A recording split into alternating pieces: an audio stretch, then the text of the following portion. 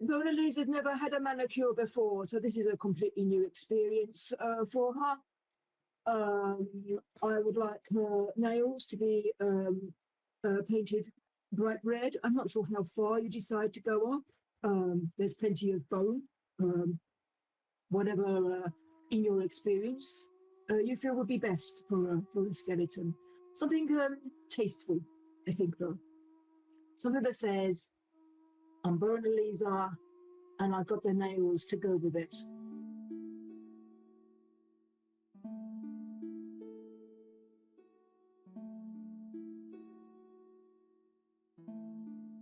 Hi everyone, welcome on in and happy Sunday. We are here for some weird reason.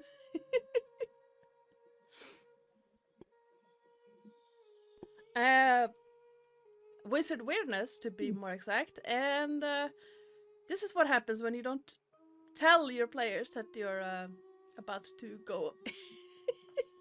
In all defense, this was still a pretty tame conversation compared to everything else we've been saying before this. That is very true. And for once, the title is not one of Jarls' brain ideas.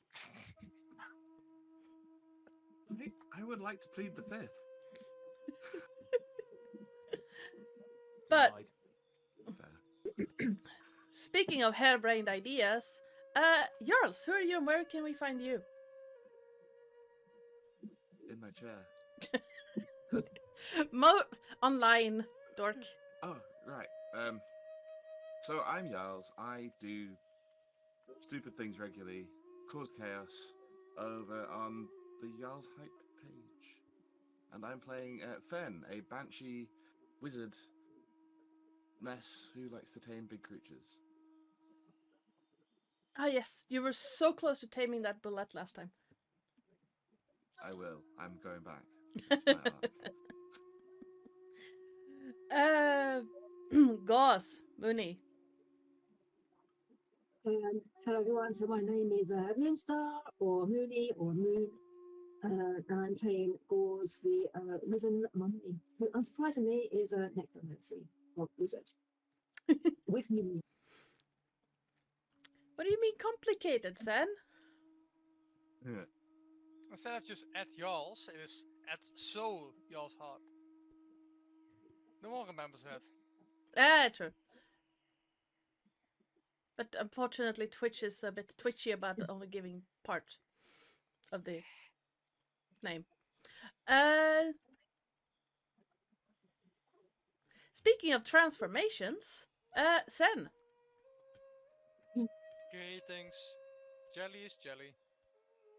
Jelly is superior non-solid. Jelly has come here to this great spa to use his massage skills to make everyone melt in his hands. Jelly is amazing non-solid wizard.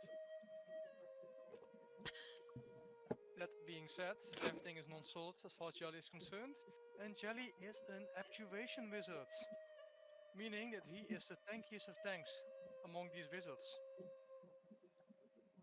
Who needs undead meat shields? When you have a non-solid cube, ready and waiting, with open arms for everyone to come to him. Because as you all know, all must be Jelly. All must embrace Jelly. All must love Jelly.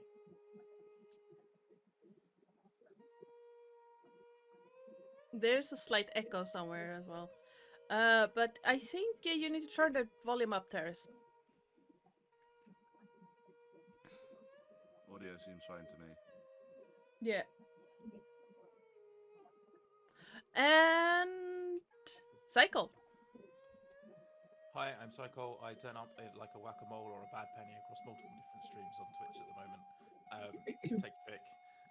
I'm playing Vango, the vampire blade singer that was not renamed at the last minute last session because of copyright reasons.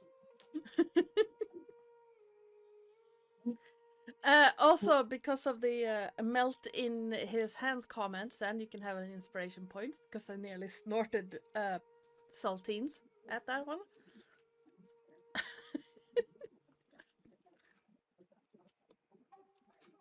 And hi, I am Ardana or Joe or you there. If my regular players have any say in it, I am the GM and channel runner around these parts. And this will be my 5th game of some. No, 4th.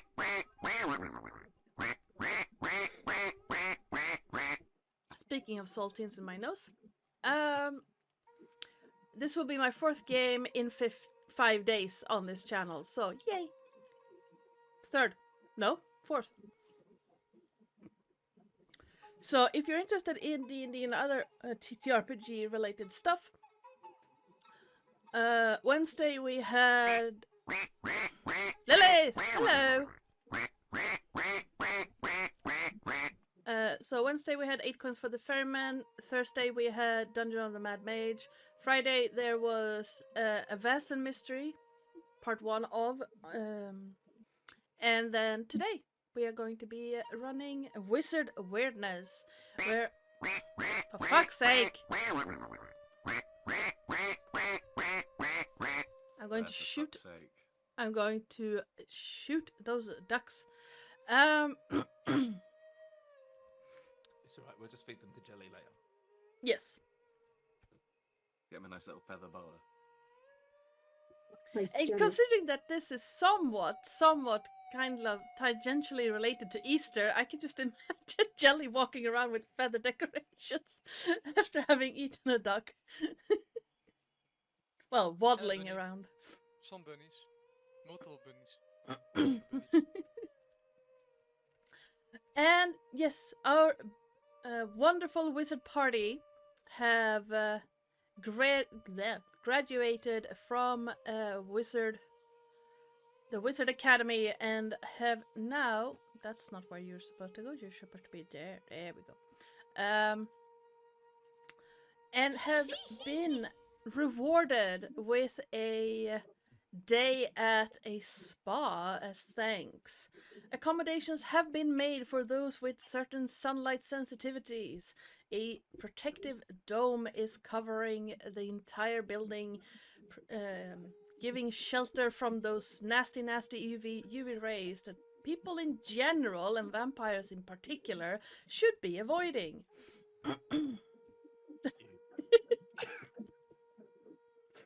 The sizzling on the way there was completely ignored, I assume. We travelled very early morning. Okay. You arrive at this large limestone building with what did you call it? Arcane glass windows facing towards the grounds around you. The entire area is covered in pink, red, and green leaved trees, and flowering bushes line the walls. The grass has an almost luminescent tint to it, giving you the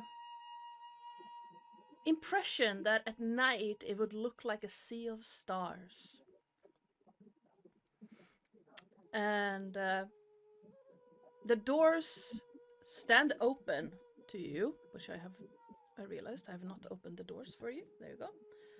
And inside you find a warm and welcoming room, smelling faintly of roses, apple trees, and cinnamon.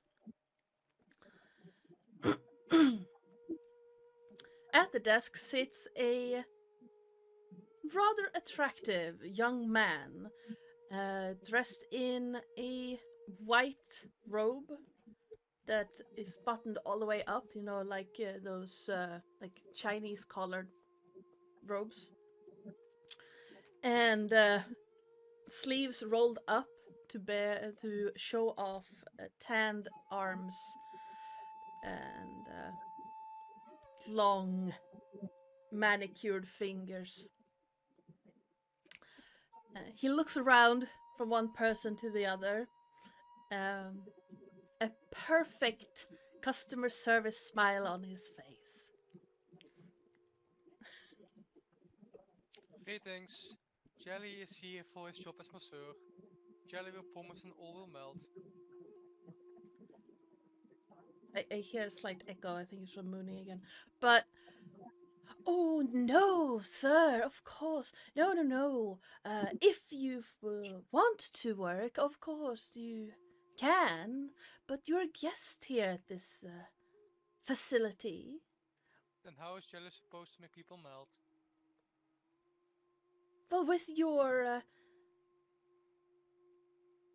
radiant presence, of course. That sounds absolutely appalling. That's how we're not Jelly gonna do will that. giggle happily after hearing that. I assume that you are the party from Blackstaff Academy. Yes, Uh, Jelly works we for are Academy. we are the graduates, indeed, from Blackstone Academy. We've just top of the class. Only the best students get this reward. Thank you. Of course, of course. Well, if you want to avail yourselves of our amenities is not the right word. Brain, come on. Well, if you want to avail yourselves of what we have to offer, the changing rooms are right behind me. Otherwise, you are free to go to the lounge or the garden, while or you can just head straight to your rooms. They have all been prepared for you. Party split. Perfect. Jelly will go walk straight through the table, and if the man doesn't move, straight through the man as well. As he continues downwards. You see him just, out of the way. Just, oh, I do apologize, sir. I'm in your way. So now's the question: would Jelly need to remove? Yes, Jelly will take off his hat and place it in a changing room. After that, he will slither along, wiggle along.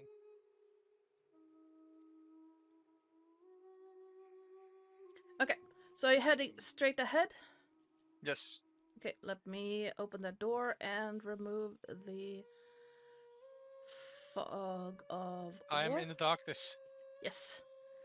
For a moment, the dark of this room is solid, much to Jelly's annoyance, I can imagine.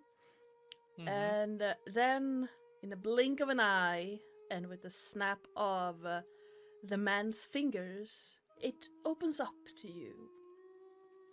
In front of you is a pool of clear, sparkling water, covered with a sheen layer of not mist. Come on, steam. I have one very, very important question. Yes. Is that a water elemental? No, but you do see someone in the water. It's not an elemental. Is it solid? Yes, yes, it is. There goes Jelly's love story. Ah. Well, let me actually double check that. What do you mean I don't have the access to that content on the... Oh, piss off. I own that book, you bastard. This session has just become a rom-com. Yes. Yes, it has. Jelly is now here because his water elementals are non-solid. Now the only elementals that Jelly likes, because air elementals are gaseous, which is too non-solid, is one step further, so he doesn't like those either.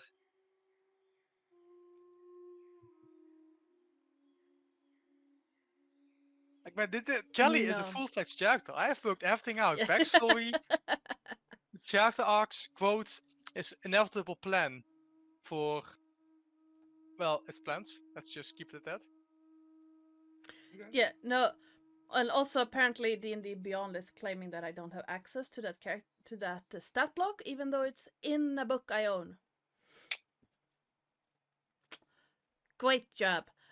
No, unfortunately, the water being, the being in the pool is a solid.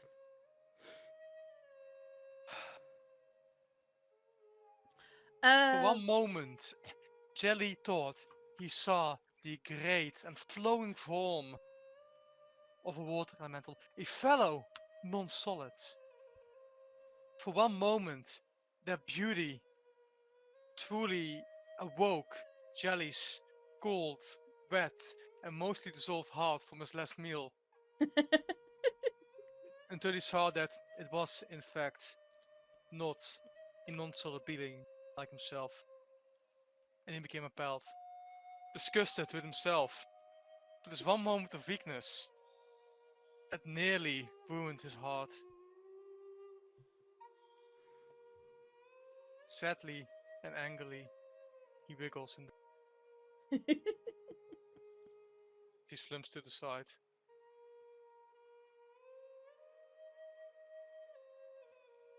His heart, his last heart, forever dissolved until his next. Oh no, so much deep emotion, and yet I'm just wondering. Yeah, it probably doesn't show at all Jelly's features. If you can under waves of non-solid, then you know that his waving and what's the word I used before? Wobbling. Wobbling is a sign of deep sadness, despair.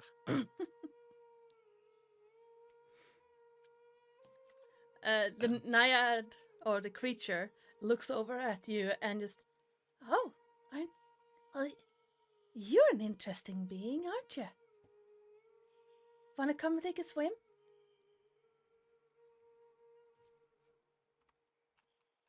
Jelly takes another moment to sup silence before reforming himself. On those less than 5 millimeters, he actually stopped down Yep. to look up. He wiggles in thought, looks at the to him unknown creature, the naiad, in thought, before slowly sliding over to the water and partially dissolving himself into it.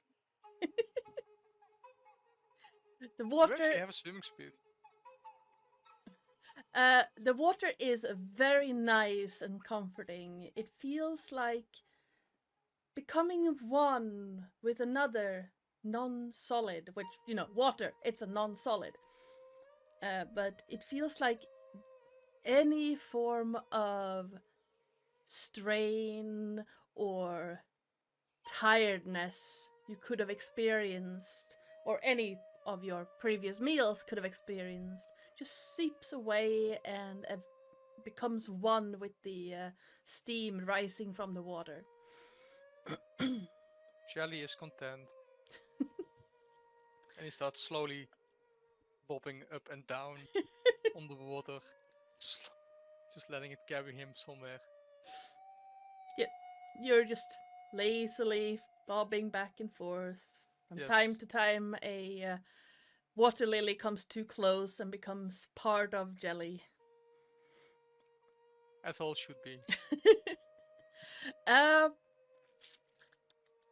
Fenby, Yes. what would you like to do? Well, probably I'll follow Jelly, I think. As tempted as I am by the gardens, I'm gonna head up. Just watching Jelly go through the table, I'm gonna be like, yeah, let's go make sure that we're not causing too much trouble here. The man at the desk just, sir, you might want to change before you enter the bath area. Where I go, my cloak goes. Oh, you can bring your items with you, of course, but I would imagine with the heat from the water, you would be very uncomfortable fully dressed. being a banshee, Fenn's going to look down at kind of like a semi-incorporeal form, like, right. Think you're missing a key component here, friend. Oh, Heat is not really kind of need the body for that. right. I do. Of course, I will need to look up your species particular needs. We do cater to all beings, corporeal, non-corporeal, solid, and non-solid. But Fen will be just turn around rather dramatically, cloak flaring at the back, just like, huh, I'm done with this. And then just as you do that, Vengo will shout out to Fembi, you might want to take this, and from underneath the other billowing cloak that has been moving dramatically in the room, he pulls a small sack and he tosses it towards Fembi. It's a head of a kobold. Jelly might want it later on if he needs a chat with somebody. Fantastic news. We'll take the head of the kobold. Just walking in, see Jelly in the water and be like, Jelly, I've got your head.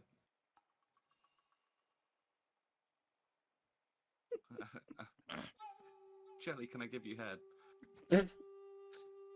Jelly accepts all offerings of heads and all the solid components. But Jelly is content. Jelly has become the bard. Now walk into Jelly. I just need to... Gauze and Vane, could you please give me a perception check?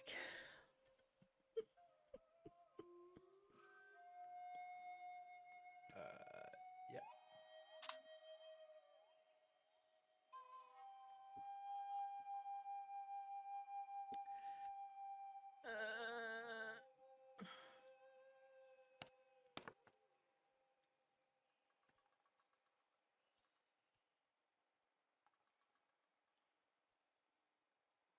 Yeah, you can actually see that. Funny. Do ignore that bit. Vane, you can see the man by the desk is twitching slightly, and then still immaculate smile in place.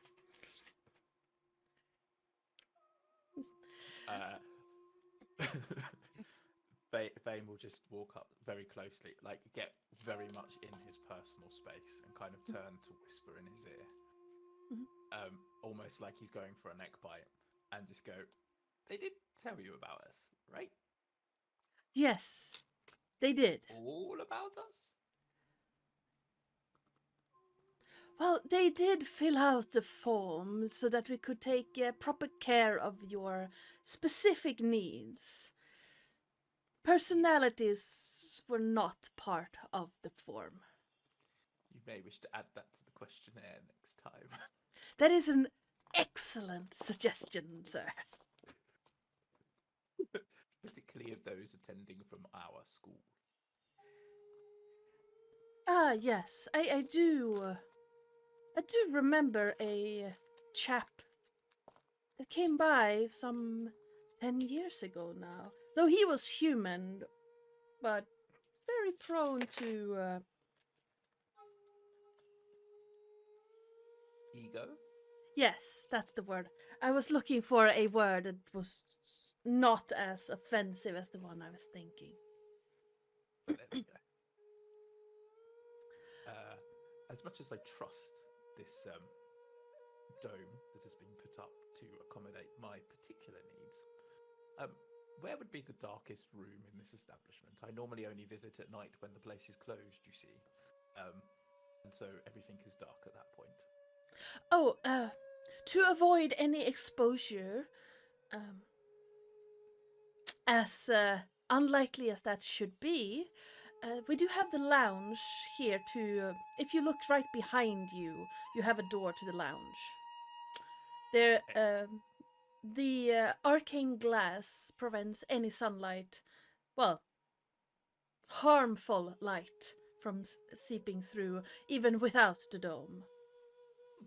You must refer me to your architect. One enjoys being above ground during the day.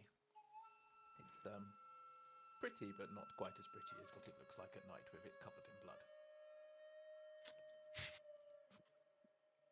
Of course.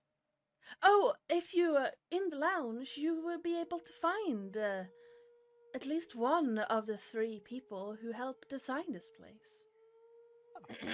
Excellent. And And it will she. turn. Oh. Sorry. It's also one of the owners. Her name is Morgana. Excellent. And he will turn, and the billowing cape,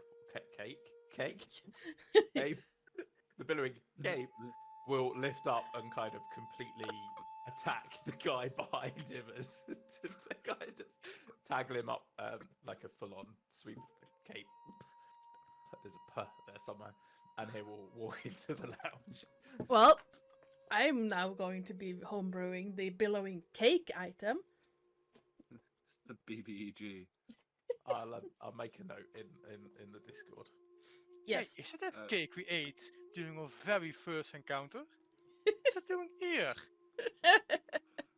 Starts broadcasting and disintegrate. And then starts billowing menacingly.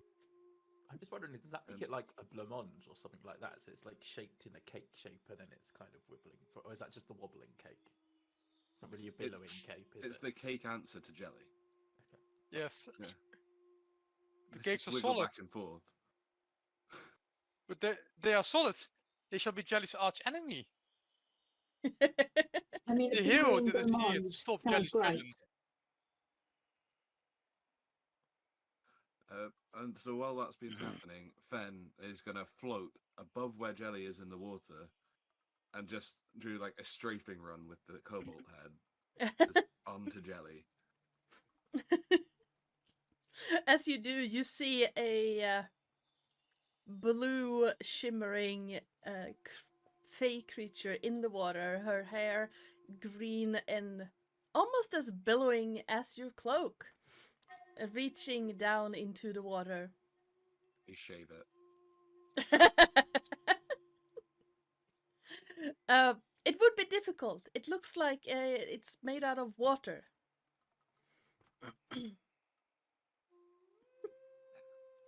Note that I said didn't say it's impossible. I said it's difficult.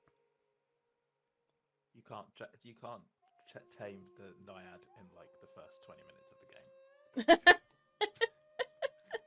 Leave it to Let me get to session the 2. high ground. We're going again. But I feel it's a little less okay to be just jumping on the naiad from high ground with a lightning bolt than a Bilat. As Fambi Yes. is floating above Jelly, a weird, bordery tentacle appears out of nowhere and tries to drag him into the water. Relax, let yourself melt in Jelly's embrace. This boat is Jelly. If I'm incorporeal, can I You're be actually consumed by Jelly? Or would I just live inside Jelly? Your items are not incorporeal. Only you are. I shall devour your cloak. If you devour my cloak, I swear to God, I will turn you into a very unawakened Jelly. You'll be a gelatinous splat on a wall. So my watery tentacle just goes straight to Fambi. And Femby will go with the tentacle, but away from Jelly to not get consumed. This bath is Jelly, and Jelly is the bath. You have become the birth, yeah. I have I to feel solve. I have. There's a bit of time. There's a bit of time though with the spread. So she starts seeing bits and pieces of Jelly's latest dinner popping here and there in the bath. It's a very quick dip in the pool before he realizes that he is basically brewing in a jelly soup, and will Probably turning float into an acid back up and out and be like, kind of address the watery, billowy creature. Be like, are you okay with this? With what? And you see just around her, there's nothing of jelly. Jelly takes this as a declaration of war. The water is pristine in like a 5-foot radius around her. I respect personal space enough. Based on what you did with the no, I'm not going to say it. Yeah.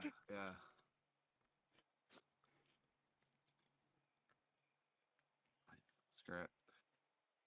So Fen is once again gonna levitate up, cloak akimbo,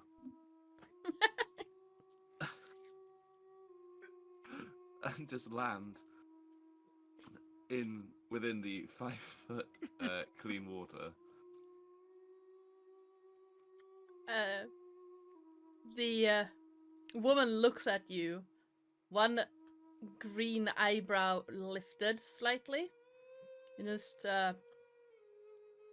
Hey, you can't hear much. well, I should hope so, considering I live here. Now, normally people ask before they come this close, so I'm gonna give you to the count of 3 to vacate my personal bubble. Join Jelly. 3. Wait. Let me tell you something. Uh-huh. I'll kind of just point to like the jelly soup around. It's like, it's not relaxing out there. Not to invade your personal space, but just the clean water. Oh, was that it? And you see the clean water just start reaching out from her. Extending out to A. How far can she go? Let me Jelly will do his very best to stop the spread of clean water. And it eventually turns into a... How far did I measure it? A 10-foot radius. Jelly, you see that from you, like all around the edges of this pool, you can spread, but getting any closer than where you're currently to the woman, the water starts burning. Angry wobbling along the places the jelly controls. Is Sven going to be able to pick up on the angry wobbling? Can I also cast Grease centered on Fen? You could try. I will electrify this entire pool. Jelly's fine with that. Okay, Jelly can let's use do your it. shock Let's do it. therapy. Let's do it. No, this wastes a spell. Ah, damn it! I'd shoot, but I hate wasting spells. So while Fenby and Jelly are planning war crimes, Goss, what are you doing? So this is all unknown to Gauze. So Yep. Gauze is still addressing this a question about unclothing. Mhm. So he'll look down at all his bandages and say, "Well, this is part of the get up. This doesn't come off."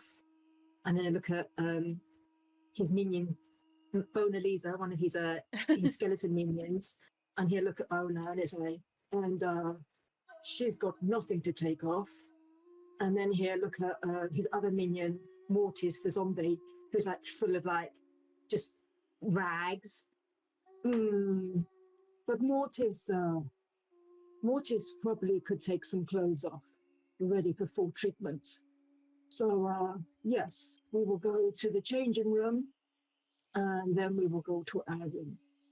Where is the changing room, please? Oh, excellent.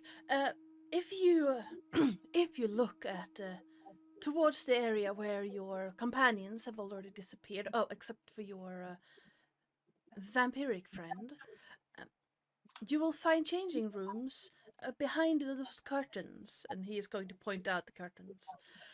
Behind each curtain is a chest that you can lock with to keep your belongings in. They will be taken to your rooms, or you can bring them with you. It's entirely up to you.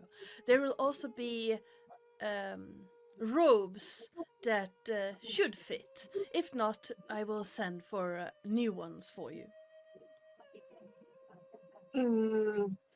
I don't think that Mortis needs robes.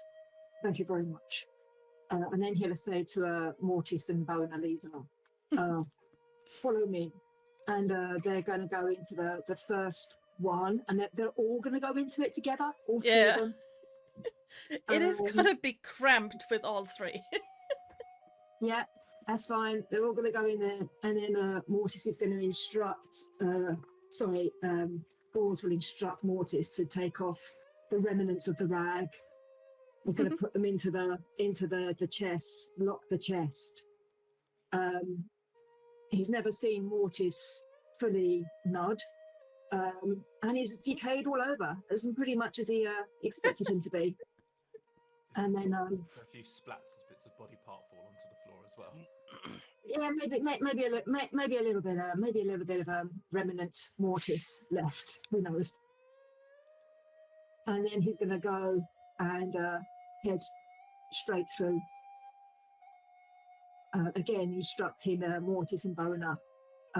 Oh, that's the wrong name, isn't it? Bona Lisa. Probably need to finish that name off completely every time. And he's going to say to Mortis and Boniva, yeah, follow me. And he's going to go into the room. I've lost some tokens, but hey ho. And is going to see already this amazing sight of what looks like, I guess, the equivalent of a sewer with bits of body and whatever floating around, other than this outrageous clear water. He's not going to go into the pond because, water, bandages. Yeah. But he'll say to Femby and Jelly, are you having fun? Are you relaxing yet? Jelly has become the bard. Jelly is fine. The Jelly has yet to fully become bard. Until all becomes Jelly, Jelly is not relaxed. Oh, Jelly, I can see you I can see you spreading yourself out though. It's nice to see. It's nice to see. Yes, Jelly has decided to let loose. And Jelly, I just got to say, the water lily completely suits you. This is his water lily is inside of him. Yeah. Jelly likes flowers. They taste funny. Amazing. He's going to instruct. I've lost the minions tokens. He's going to instruct. Thank you. He's going to instruct Bona Lisa and Mortis. You two, have fun. Get in the water. He's just going to ask him they're just going to literally just sit on the side there. Token effort of enjoying the amenities. Together with the rest of the debris from Jelly's meal, slowly start bubbling. I feel that that skin is being cleaned up. Well, Bona Lisa hasn't got any skin, so that's almost like just a clean-up for You just her. get a good old bleaching of the bones. Making them nice and white again. Bleaching of the bones, so it's going to be like really, really nice and clean, which is really great for her. Mortis, as soon as Gore sees that the decayed flesh is starting to decay even more, he'll say to Mortis, Mortis, you need to have some skin left for your treatment. Best come out, mate. And he'll instruct him to come out. You can stay with me. And he'll instruct him to follow him.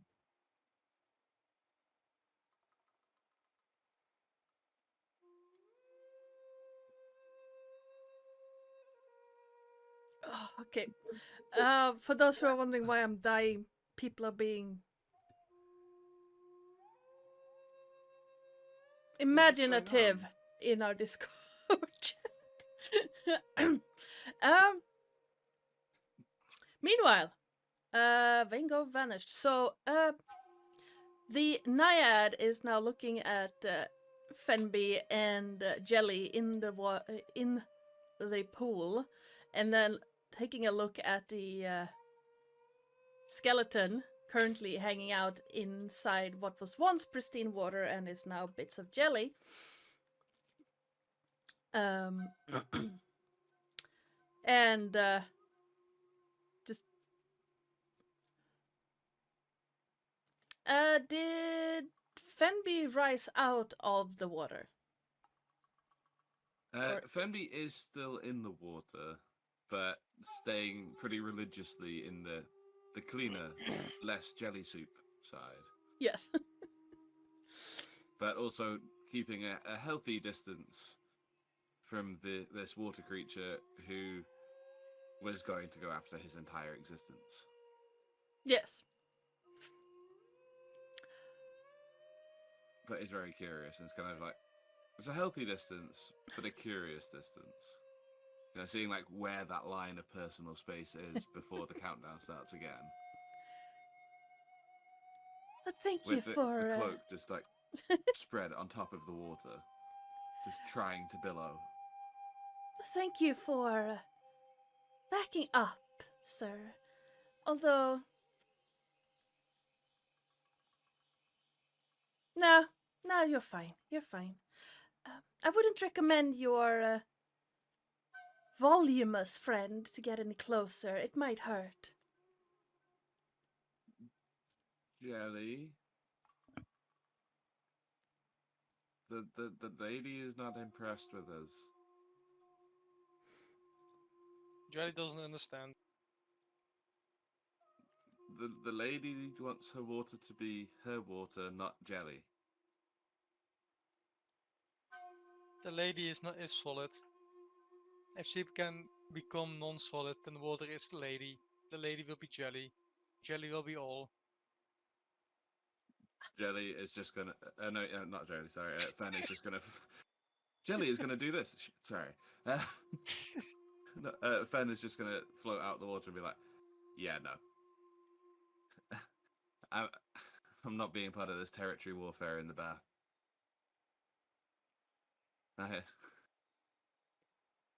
My water skills not good." Oh, but it took me centuries to gain a solid form. Why would I give it up after I tried for so long? Why would you become lesser? Being non-solar is superior. Oh, given another century or so, I should have learned how to switch back and forth. Jellies will give you Stories great back on. fortune. Jellies will help you become non-solid again. Now embrace jelly. No, I think I would rather have you keep your distance for a while. There is, however, a friend of mine you could go visit if you like non-solids. Jelly stops wiggling. The water that is jelly also just stills. Jelly wishes to hear more of this. Oh, there is a friend of mine lives across the backyard in the old ruined shrine. This friend is non-solid? Question mark. Jelly forms a literal question mark above him. Last time I talked to him, which was yesterday, then yes. Jelly must investigate. And all of his jellies will slowly come together again.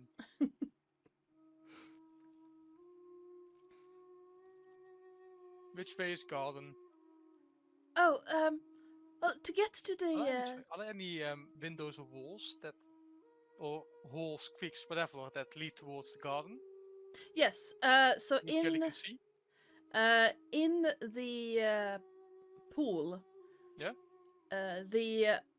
the wall opposite from you is Yeah? just glass. It's a glass wall. And the garden is behind it. Yes. So let me. Is there any way for Jelly to go through the glass wall? Give me a Any creaks or seams? perception or investigation check. I have proficiency in one of those at least. Investigation. That's a 14. You do find a small area big enough for you to go in through to Perfect. the left side of the window. So let me open that window for you. There we go. It doesn't really open, but at least then you can pass. Should be able to pass through it. Haha! Jelly is outside. Uh, Does Jelly see the temple? It's fine.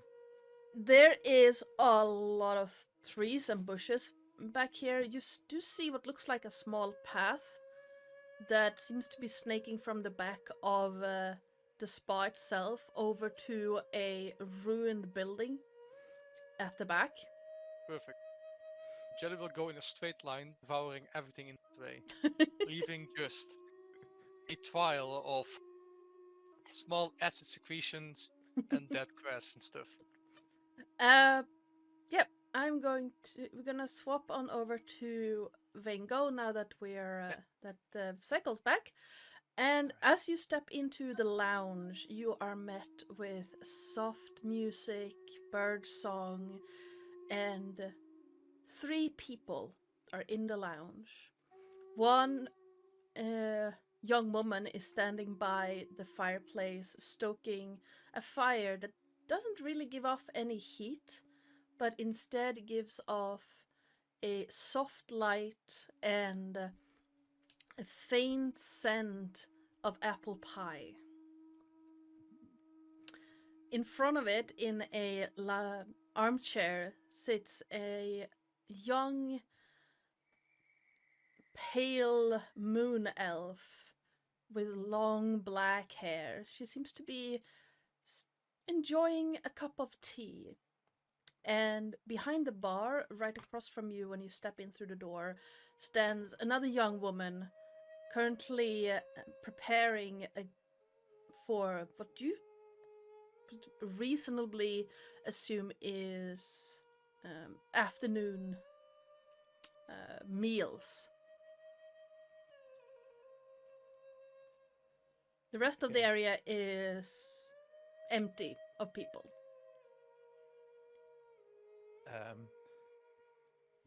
As he walks in and he smells all of the lovely scents of the weird bird song inside, he kind of wrinkles his nose and tuts slightly.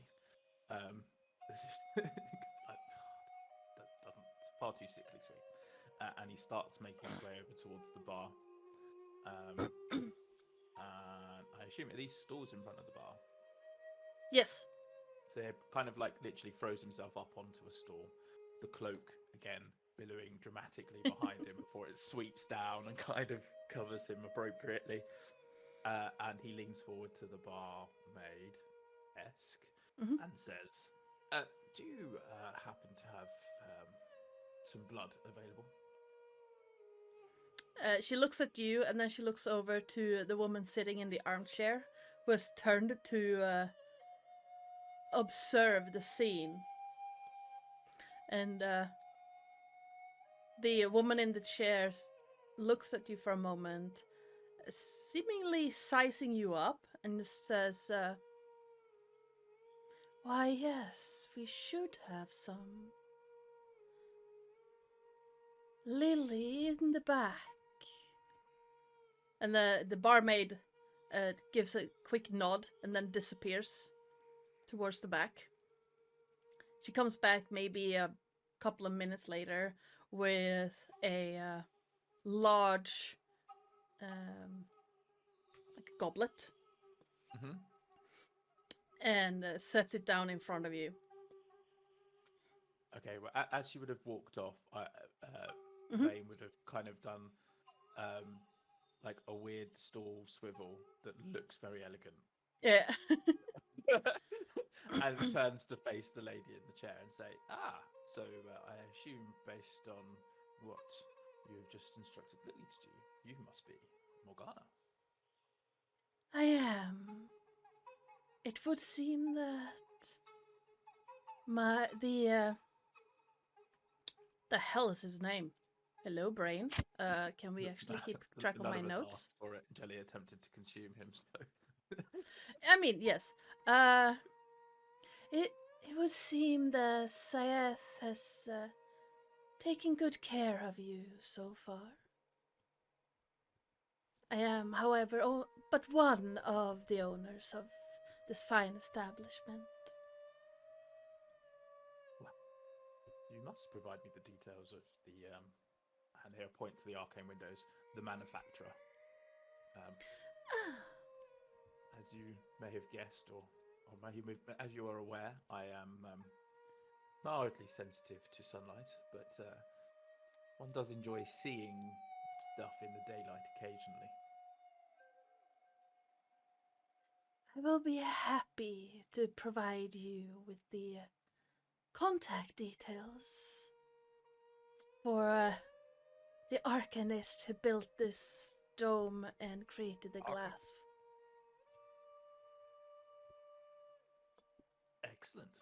Unfortunately, I don't have that information on me at this moment, but I will leave his calling card in your room by nightfall. You're most kind. So, this place. Interesting concept of spa. I'm sure there's lots of opportunity to avail yourself of any dark proclivities. Depends on your proclivities. We do take consent very seriously here. Of course. That But would be very charming when it's required. But if you have the consent of whoever you are just talking with, and you have an idea of what you would like to do, there should be a room or other amenities for you to avail yourself of. You are most kind. At which point I think he'll return to pick up the goblet and he will take a small sip. Can he test? Go on. I was going to say, can he tell what type of blood it is?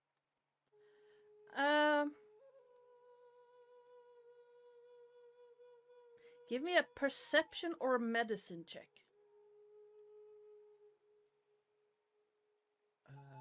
Well, it doesn't really matter. And it really doesn't matter. No. It's nice. Being a vampire, it's nice. It's fresh. No more than maybe a couple of hours old. And something tingles in it. You would assume that whatever keeps it's fresh. This is adequate. I don't necessarily call it magnificent. If you're going to cater for us, you may require some additional education on the needs of a vampire and his blood. Oh shit. Again, if you find a willing donor on the premises, who are we to stop you?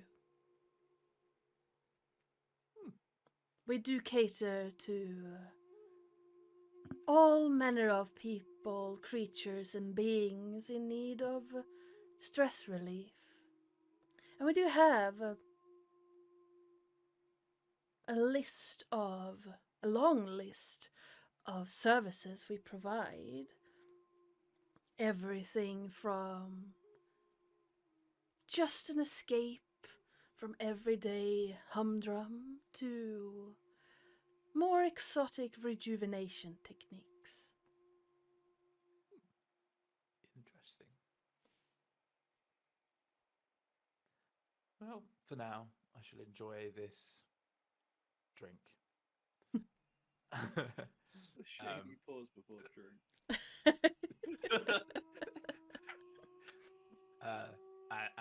Yeah, that's what he'll do. He'll sit there. He'll slowly sip on the drink and just have a kind of a good look around the room, just to see like what artwork's there, what kind of what else might be going on in that room. Like if the list of stuff is available, he'll get up and kind of go and have a look and read through the list, kind of thing. Yep. You do find on the wall next to the door that you came in through, you find a nicely written in fine calligraphy, a list of services they provide. Most of them are like the mundane spa, like manicure, pedicure, bubble bath, pool kind of relaxation stuff, massages, things like that. And but at the bottom of it, you see house specialty beauty techniques. Inquire within. Okay. He will quirk his eyebrow at that one whilst he's kind of working around the room, working his way, looking around the room and stuff, and just sipping on his drink, and hoping to God that Jelly isn't getting into any trouble. No, he was getting into a pool. Yes. Very good. I'm still trying to figure out what that's called, but yeah. Okay. Where are we at? Goss and Femby. Well,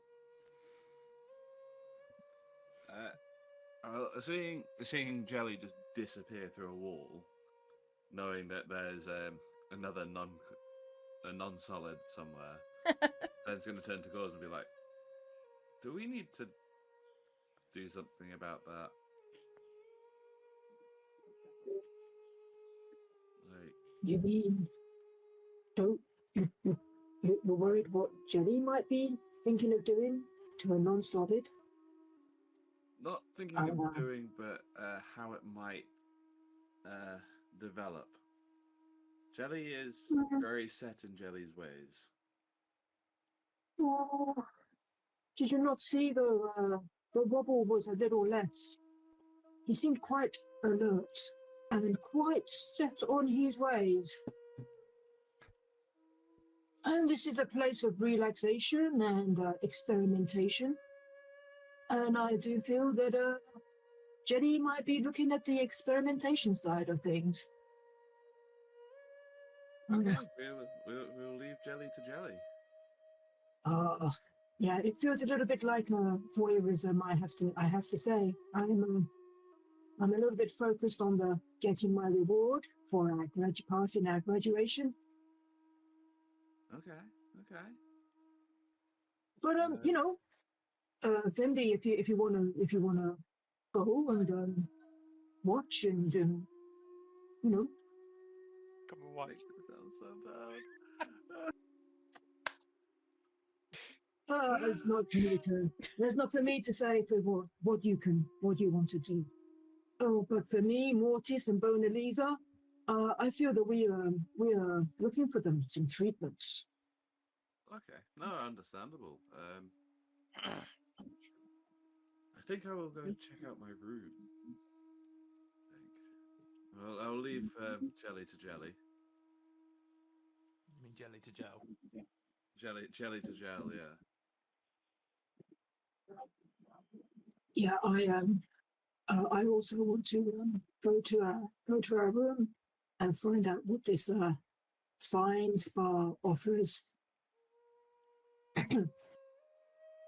And Gores will say, Bona Lisa. Sorry, my voice is just not that great. Bona Lisa, Mortis, follow me. And yeah, so the skeleton, the bleached skeleton will now get out, lovely, nice and clean.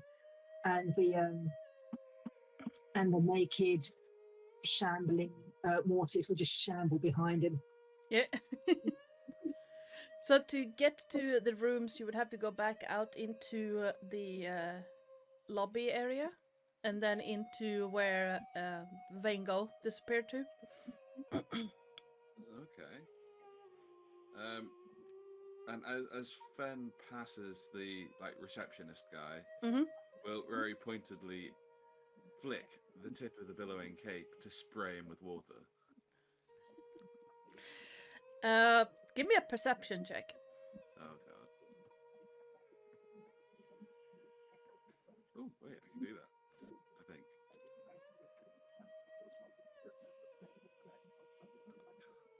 Like that.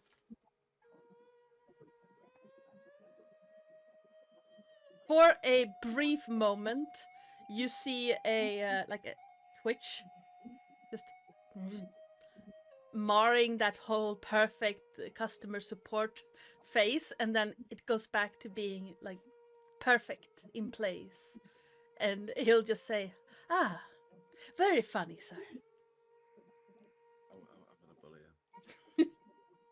Can I use seeing the twitch and the drop of the facade? Yeah, Can I use one of my charges for my wand of smiling? absolutely. I forgot you had that. I didn't. I also forgot he had that, but yes, go for it. So that is a DC 10 charisma save, please.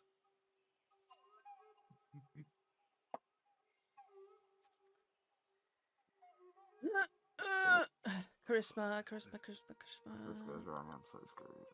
I mean, charisma is his main selling point. Yes, it is. That is a 22. He might not have to smile if he doesn't want to. There's a small chance. Oh, there's one charge. Yes, let me.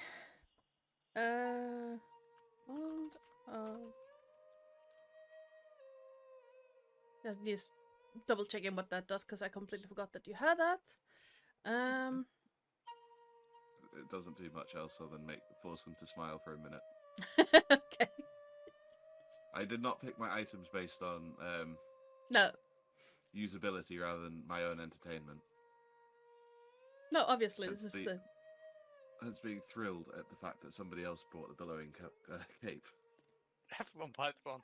You can see, like, for the briefest moment, you see his smile become just slightly wider and slightly more strained. And at the edge of it, you see, the tip of fangs. And then it goes back down to that perfectly pleasant customer service smile. Sorry, you just looked like you needed a bit of help with that customer-facing front, you know? You looked a little unhappy there for a second, friend. I do apologize, sir. Of course, thank you so much. You're gonna kill me first. And with that, Fen will kind of keep one eye kind of over the shoulder, but head into the lounge. Okay. And behind Fenby, so as this is happening, there's then like a little triage behind him, like Gores going smartly behind the shambling Mortis and the clucky skeleton. Yeah. And Gores would just say to the customer service, the clothes are in the chest. Can you take them to the room? Thank you very much. Of And course. it'll continue into the lounge. Yep. If you want to move all 3 tokens at once, just drag to select. So you can if you press down left mouse button and then just drag to select, you can select all three at once, or should be able to, and then you should be able to move all three. Well, except the one that's in the door. Hello. Okay. Let me fix that real quick. No, it's not. That end is working for me. It's fine. It might Just be do it that manually. above ETT counts them as my tokens and not your Oh, extras. right. So No worries. I can just move them here. Yeah. And then you should be able to go through the door, no problem. Yeah, I can. Thank you very much. Do you all come in like in a line? Yeah, I mean, yeah. Well, I mean, certainly, Fours and the other two are not in front of him. They're always going to be walking behind him. Yeah. Vane literally rolls his eyes and goes, "Oh great, the Kong has arrived."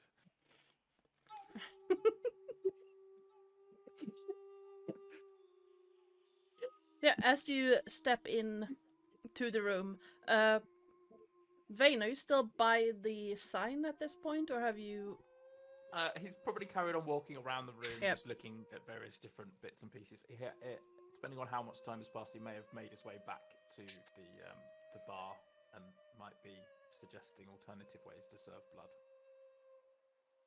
Yeah, I think you would have just made it back to the chair. So I imagine that Femby and Gauss, you come into the room and you see Vane sitting there, and you can hear him give suggestions to the barmaid, who strangely does not seem at all concerned about this man giving her suggestions on how to serve blood to vampires, or blood in general. So what you do is you take some of the blood and you simmer it down slightly. You add some herbs in it, then you strain it, and then that way you get a nice aroma, and it's brilliant. And I must say, if you want a light snack, chicken blood really works for this, particularly if you put like some nice thyme with it and a little bit of tarragon. It kind of works very well. Wouldn't recommend with fish. Kind of gets a bit weird and oily. Which reminds me, and he'll turn in his seat and look at him and go, "What have you done with Jelly, and where is he? And please tell me he's not getting into trouble." They aren't getting into trouble. Jelly has found another non-solid, apparently, and he disappeared. Well, Jelly disappeared through a wall. Yeah.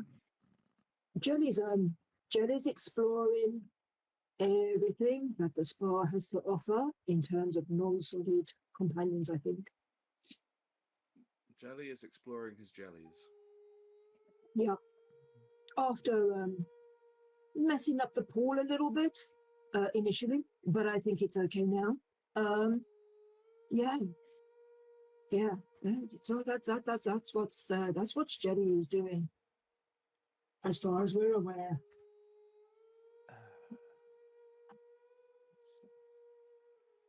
Oh, Van Gogh! What? Why the worried look? Why the worried look? Just. It's good for Jelly to be able to, go and chill out for a little while. Yes, I would agree, and he has definitely earned the right to expand his horizons, shall we say? But it's normally the collateral damage en route that causes a few issues.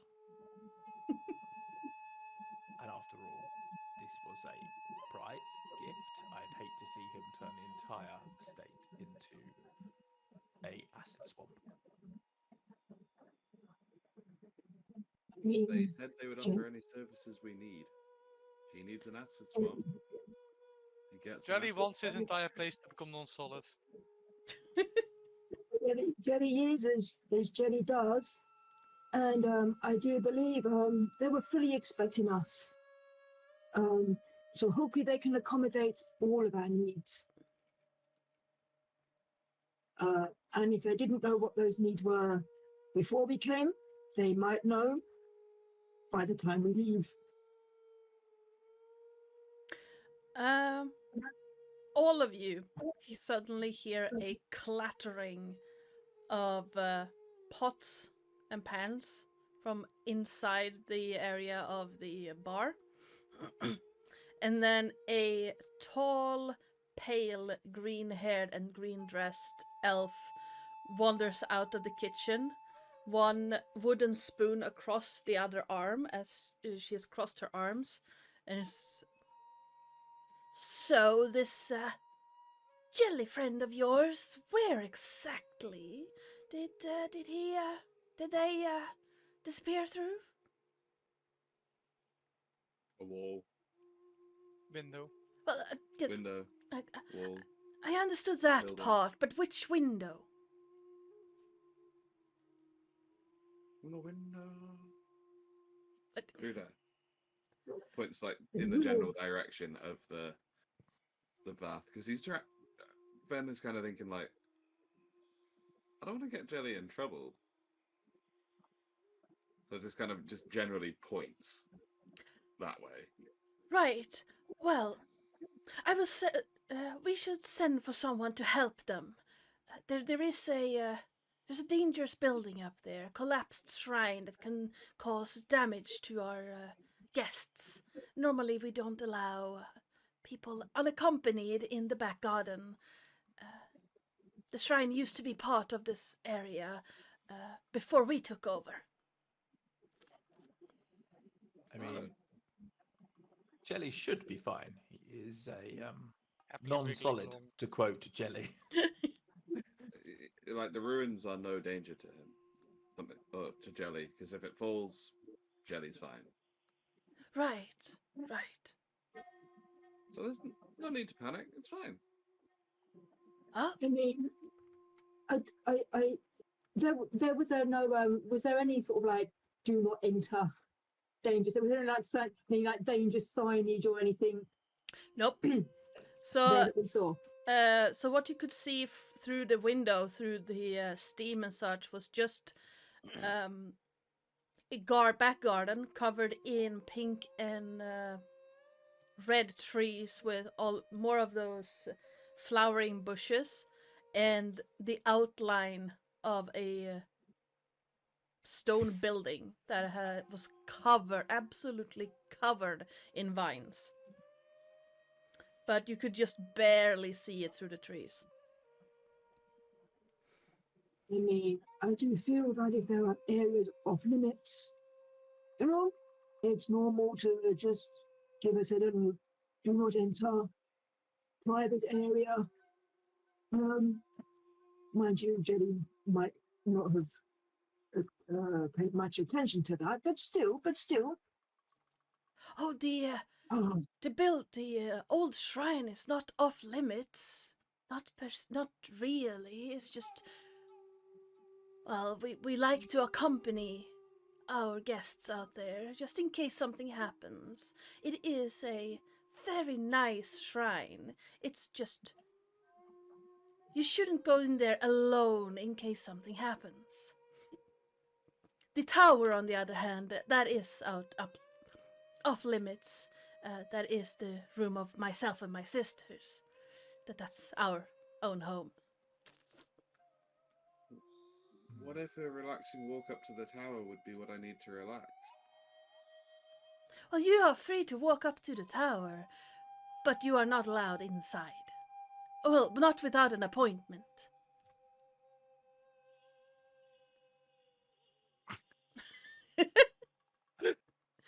We are more than happy to book you an appointment, however.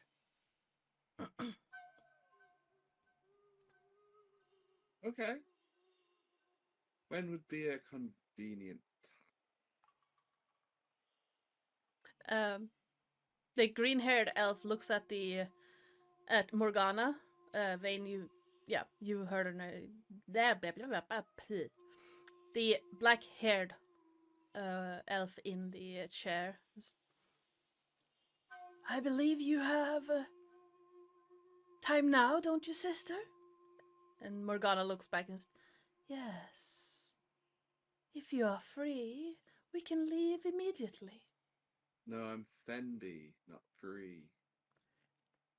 Oh, my apologies. That was very clever, sir. Sorry. If you are currently available. One quick question. You said sisters plural. There's two of you. How many more of you are there? We have one sister. One more sister. She should be in the garden. Not the back garden, the front garden. Okay. Oh, I don't have any treatments or anything going on right now. Lead the way. If you would follow me then, sir. And I'm going to unlock here, and we are going to quickly hop on back to Jelly. And you find yourself in front of a large limestone building. Its walls have crumbled over the years and are absolutely riddled with vines. A couple of mice are running back and forth in and out of the fallen walls. And the roof looks like it has collapsed at some point.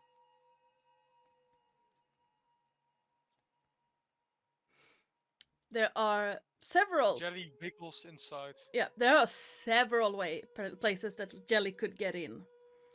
And inside you find a... That should not be hidden. Nope. A large pool of water that seems to be covering a good section of this floor. It's hard to tell if it's from rain from outside or the broken fountain that seems to be sporadically spitting water into the tiny puddle. Jelly has heard we're non-solids here. Jelly seeks skin. Where is skin? Give me a moment and I shall provide. Do I have...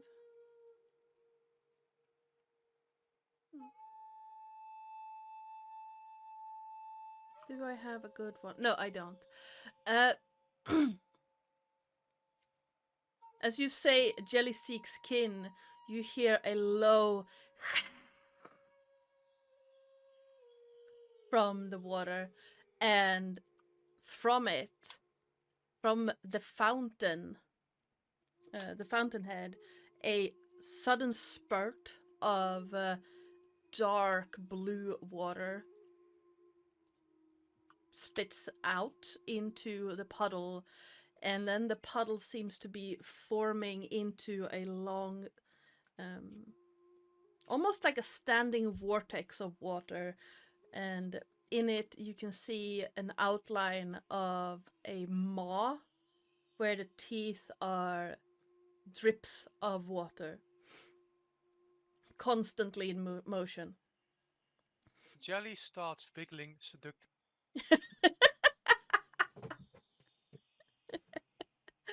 Let me check. That skull that Yes. Furby dropped in his in Jelly starts slowly rotating, as if dancing, as Jelly seductively wiggles. Give me a performance check. Let's go. I have 0 charisma, no proficiency, and I'm using my inspiration. Okay. 17. Nice. You see the large twisting water spout start moving in tandem, like with the same movements as you are. And it's looking at you. You think. And basically, it doesn't have a skull to indicate what is happening, but the what looks like a mouth keeps turning back and forth as if following your movements. Jelly is Jelly. Greetings from Jelly.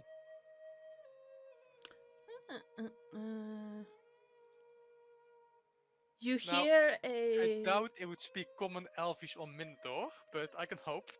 no. You hear what sounds like rushing water, like a stream, and the head of this creature keeps bobbing as you speak, as if talking to you. Unfortunately, you do not speak its language. No, I should, but I don't, unfortunately. I never ate an elemental before. Yeah. So I didn't get the knowledge. No. Only Jeremy from class 4, but he was a Minotaur. Jeremy the As Minotaur. fellow non-solids, can I try to read his body language to understand what he's trying to say? Using my Absolutely. vast intelligence. Give me a intelligence-based perception check. Intelligence-based perception is just normal perception. Yes. For me. Well, yeah, for you. Wait, do I have a spell that might work? I can use all cantrips once a day. Let me quickly look at cantrips.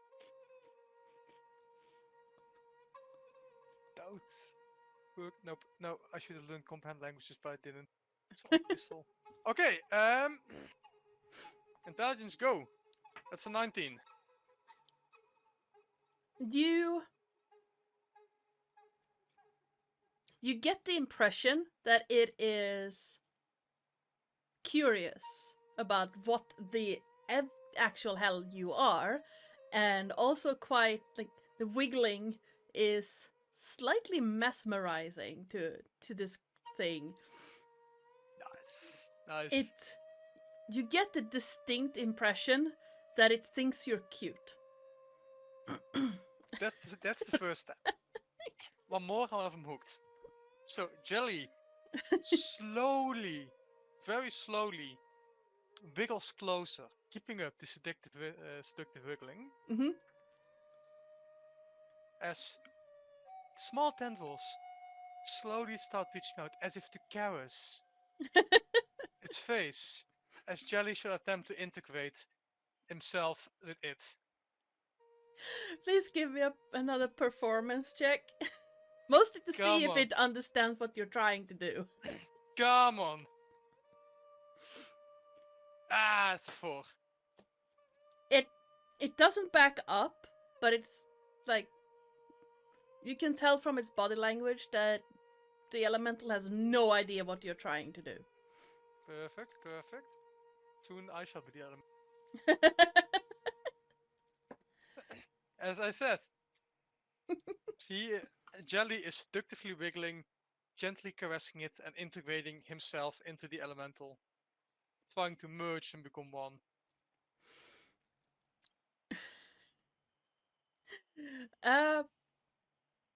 As you're basically performing what is the non-solid version of an awkward high school dance. It's like the hug with your 90-year-old grandma. It's like, oh, this should have let go a little while ago. Jelly, you hear like someone kicking at the broken glass that is along the walls of this room. I ignore it. It's not my concern. Amazing. Is that fucking Medusa? Yes. Oh, those are my arch enemy. They turn things solid. And up from the staircase, a woman comes. You are not, well, I'm not entirely sure how this would work, considering that 1, Jelly doesn't really have eyes, and Nope. 2, Jelly is currently looking through the elemental, so not directly at the woman. And Jelly is fully ignoring the woman as he is with the love of his life, and is trying to do the pure thing by uniting into one. A way of many, many different tentacles. And as many holes as he can find. Yep. This It is an a 18+ water stream, by the elemental. way, just Yes. so people are aware. It's even in the title 18 plus. And if you read the title and you're still here and now you're upset, you kind of missed part of the spa-king or spanking. So, this is on you. Also, Jarls is here. And if you know Jarls, you knew where our baseline were at. What's up with the drive-by? Am I wrong? No, but I mean, you may not have seen what I've just put in the little chat, but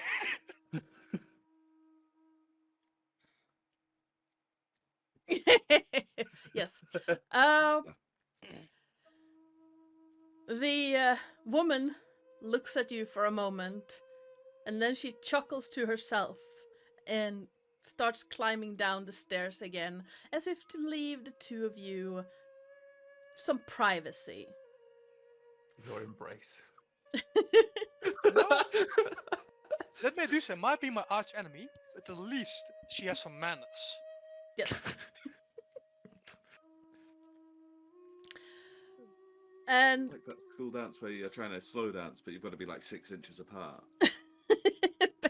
well, Oh no, I'm trying to be 6 inches deep in them. Oh no, wrong phrase. okay, that was my brain just doing another dumb and saying only 6 inches. And I think we're killing Mooney. Oh, yeah, and Jelly's got all those tentacles as well, huh? Yep, there's Yep. lots of And penetration still going only on here. 6 inches. Oh no, they are Giant's entire length. Which is like 10 feet. That'll get you where you need to go. So, Nearly 10 feet. I'm still a medium creature, not large, So unfortunately. if this doesn't work out for Jelly, Bad Dragon's hiring.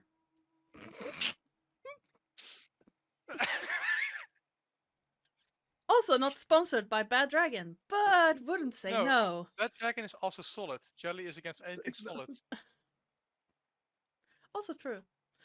And bad dragons are very solid.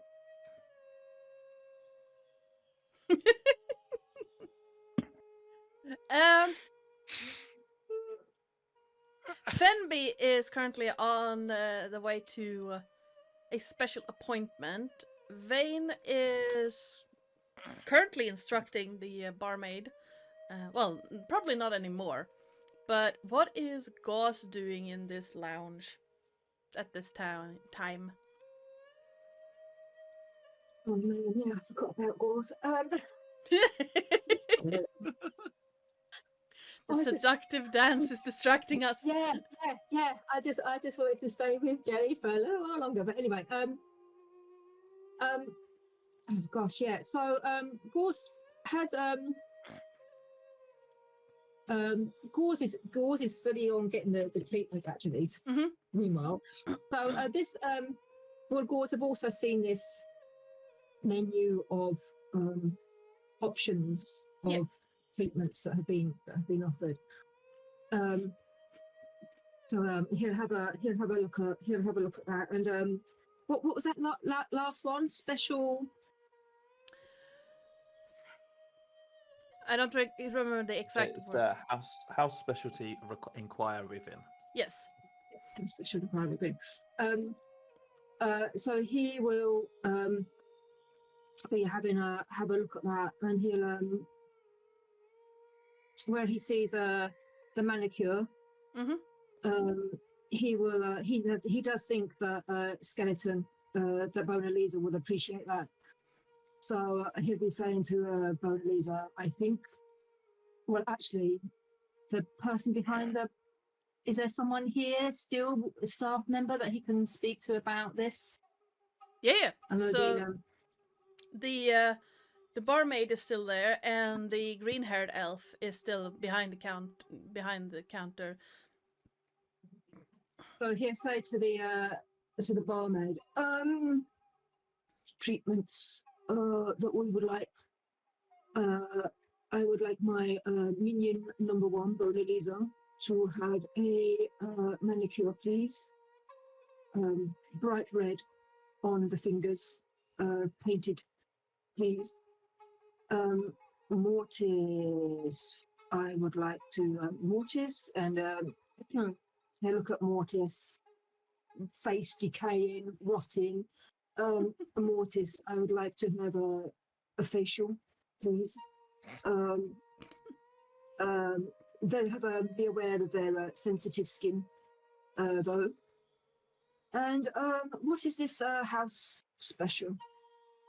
What does this involve, please? The house.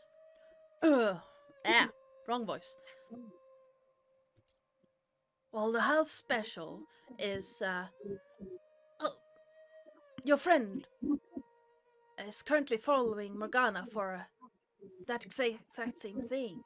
So you might have to wait a little, but it's basically we'll negotiate some terms and then we'll give you the an examination to see exactly what it is that you want, and then we'll cater a treatment for you based on your specific needs. Oh, is that that's a one-to-one appointment? It is normally, yes, but since it's a one-to-one with one of us three sisters. Your friend is currently following Morgana. If you're free in about 30 minutes, I could help you with this. Or you could ask our sister Sasha, who's currently out in the front garden, to help you. Well, I think I'm interested in well, yes. If we could do this all at the same time, is there someone where Mortis could follow for their facial and Mona Lisa could follow for their pedicure, and I will go and find Sasha for the specialty. I'd be very interested to find out what I can do, what you can do with this, and he'll look down at his kind of mouldy wrapping all over him. Of course, of course. We have our manicurist and pedicurist is up. You see that hallway your friend and Morgana just left through. Second room on on the right is where you can get a pedicure and manicure, and well, I wonder where they are right now. Oh yes, first room on the right. You should be able to find someone who can help your friend with the sensitive skin. Okay.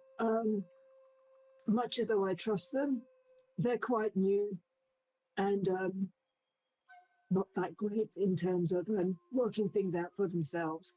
So I will just go with them, and then I'll go and see Sasha.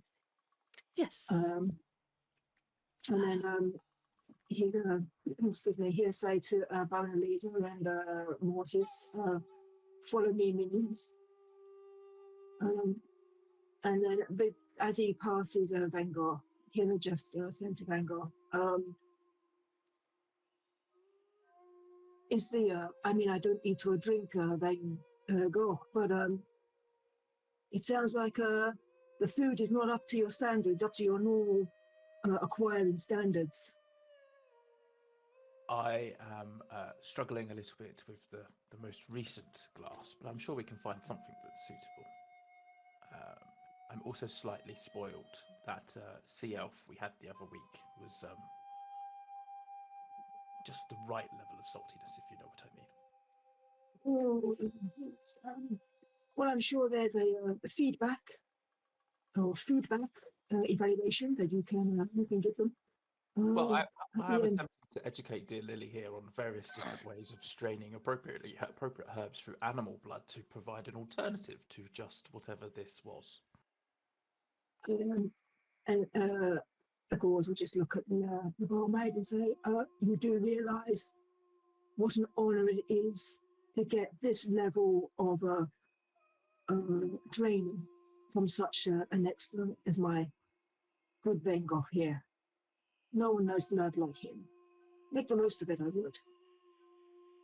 And then he'll go towards with Mortis and Bona Lisa to to their rooms to take them for their facial and their pedicure.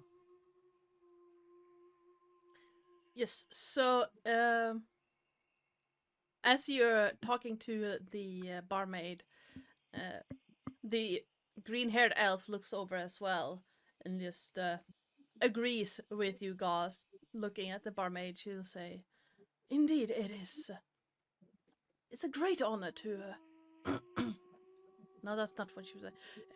It is great to be taught by such a worldly gentleman, isn't it? And the barmaid would just nod, slightly terrified and slightly concerned about being scolded. There's no need to be terrified. I'm just providing some light feedback on alternatives to add to your menu. Of course. Would you like some feedback? If you wish to provide feedback, feel free. Oh no! I meant we appreciate feedback from our customers. Of course. Thank you. And Vane will turn to the green-haired elf and say, "So we have Morgana and we have Sasha. What may we call you?" Most people call me Green Song. Green Song. Interesting.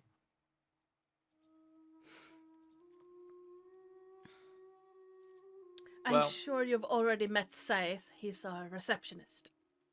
Oh, yes, charming fellow. Seems to have a bit of a smile problem, but anyway. Yes, we've heard that his smile can sometimes get a little bit intimidating, but he's working on it. Good. I do enjoy a smiling face and neck. Anyway, sorry. I know that you've suggested that a walk in the gardens is normally accompanied by somebody. Do you have any objections if I take a quick stroll, or would you prefer me to wait for someone to join me? Oh, I would like to avail myself of the novelty of being under the sun.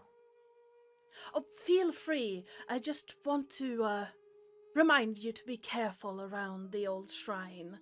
We would hate for it if your stay here is cut short by a falling brick. I mean, one of our most recent adventures has required me to dodge out of the way of a falling elevator, so I'm assuming a falling brick will not be too hard to do so. I'm very glad to hear that you're such a worldly gentleman. Do feel free. Brilliant. And he will hop up and give a good billow to the cape and do like a full-on Snape stride as quickly as possible out the kind of the way that everyone else has been going, so you can get outside into the back garden. Nice. Okay, so Gauss, first room to your right. You look inside and you see a neatly clad woman with a soft smile on her face, looking over to you and indicating that there is a seat that you can take. Right next to the bed is what looks like a table filled with all manner of creams and lotions and herbal stuff and ointment and, you know, all manner you need for skincare routine.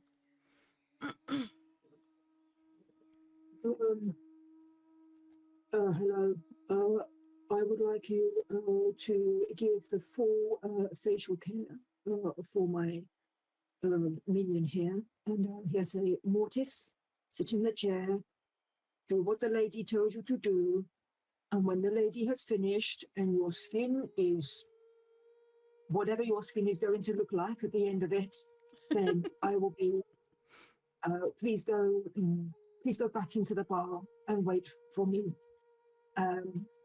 And then, yeah, I can just imagine Mortis like shambling, sitting down, like just naked, no voice, Yep. and just looking up the woman, maybe like a little bit of the jowls probably dripping off a little bit.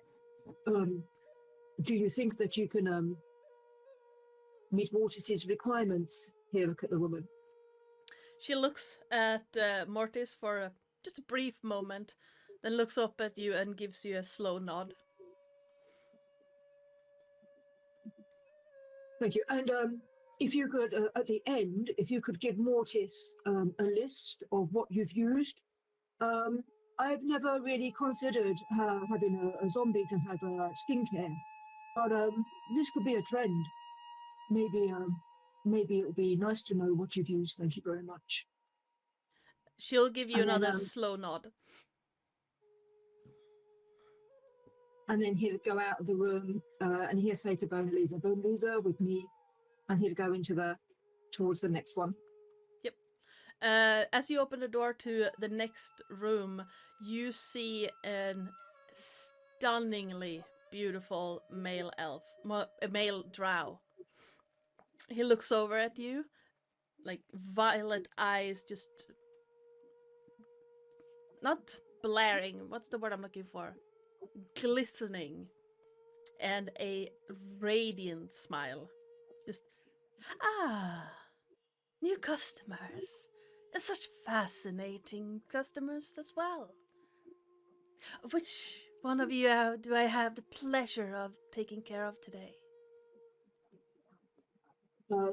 This is my minion number 2. This is Bona Lisa. Bona Lisa today would like a manicure, please. Where is it best that she sits? Oh, Or where here. would you like her to be? And he quickly adjusts what looks like a combination between like a massage table and a chair. So you hear a click, click, click, clank, clank, clank, clank, and it's a like a leaning chair. And he just gracefully shows Bona Lisa where to sit. It always just tells Bona Lisa, sit there, put your hands out. The skeleton just goes and just like literally just puts her hands out. Bona Lisa's never had a manicure before, so this is a completely new experience for her. I would like her nails to be painted bright red. I'm not sure how far you decide to go up. There's plenty of bone. Whatever in your experience you feel would be best for a skeleton. Something tasteful, I think, though. Something that says, I'm Bona Lisa, and I've got the nails to go with it. Of course, I shall take so very good care of your minions, did you say? Yes, my minion. Right. She will be the jewel of your collection. Oh, well, I mean, there's only 2 in the collection, so the standard's quite low. You haven't seen Mortis, but who knows? Who knows? By the end of it, could be difficult to tell the two between them. So Bona Lisa, please stay here. Do what this fine gentleman asks you to do, and when they are done, please go to the bar, and I will meet you there. And it's just got the image of like the skeleton's not moved at all. Just literally all gone over their heads, just like sitting there completely with their hand out. And then Gauze will go. Yeah. So to the front garden. Yeah, front garden is just to the left where you first came into the lobby area. So I'm going to reveal this area for you and then open the door as you approach.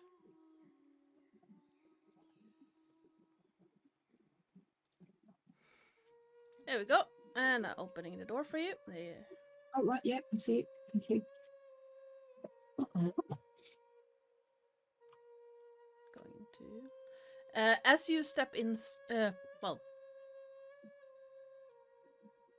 as you step outside of the door into the front garden, you see a small garden that is surrounded by limestone walls. It is open to the sky, and there are two really large pink cherry blossom trees, to which one is tied a chain. A rather buff, tall, red-headed wood elf is currently swinging it as a jump rope, while you see the receptionist, Saeth, doing his level best to jump over it and not get hit on the chins with it. Eventually, however, just as you step through, he fails, and you hear him just and slowly limp away to sit down on a bench under the other tree. The elf turns around to look at him and then looks at you. Well, he turns around to look at him first and then says, "Seth, that's pathetic. You could only manage 50 today." And then she turns to you, Gauze, and says, "Ah, one of our guests from the academy, I presume. Now do you have backbone enough to try and beat our man Seth's score in jump rope? Or would you rather try to do some other exercise?" Oh, I'm sorry. You know that I'm a graduate from the university, and you asked me, have I got backbone enough? Of course, they don't just let anybody graduate, particularly with at our level. I can do a rope. Right. Well, I look forward to it. Hey, I'm used to bandagey, windy things. Rope can't be much difference, can it? No, it shouldn't be, really. Now, feel free. And she'll indicate to the space between the tree and herself. Paws will go up to it. What is this? Is it like a thick rope? Did you say that it was chained? It's not a chain. It's chained to the tree, but it's a rope. No, it is a chain that has been tied to the tree with a rope, and she's swinging it like you would like a jump rope. Okay. Yeah. He's only had 50, you say? Today, yes. His record is 52. Oh. And Gauze will look at Seth and say, "Seth, how long has it taken you to get to 50? I didn't start practicing until I got here, so about 5 months or so. 5 months to get to 50. Okay, well, let me show you how a graduate of Blackstone University does this." And he'll Okay, roll me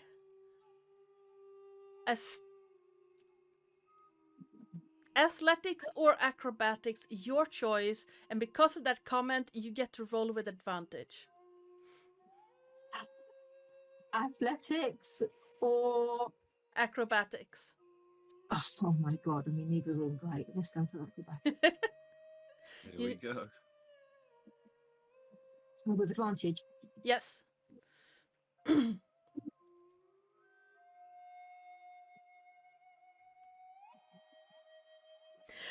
needed to beat the 12. So the woman starts swinging this chain, and it looks like it doesn't weigh anything. But with the thudding, it hits the ground. You know it has some heft behind it. However, with your experience in not tripping on your own bandages and using bandages for various things, it doesn't take you too long to reach 50. You're feeling the strain, however. It's you're not a frontline fighter, and you can feel like what's left of your muscles and skin is just straining at that point. And yeah, He's gonna do his best. Just basically, barely managing to. He's not gonna style this out. He was hoping to style this out, but Yeah. no. But we're gonna go for the number, not the style. So yep. Give me another acrobatics or athletics check for the. You need 3 more to beat the record.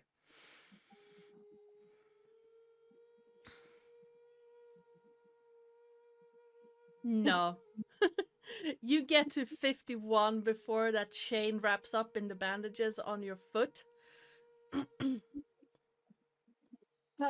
yeah, and at the university, when we've had enough, that's how we do it. We deliberately stop the chain with our feet.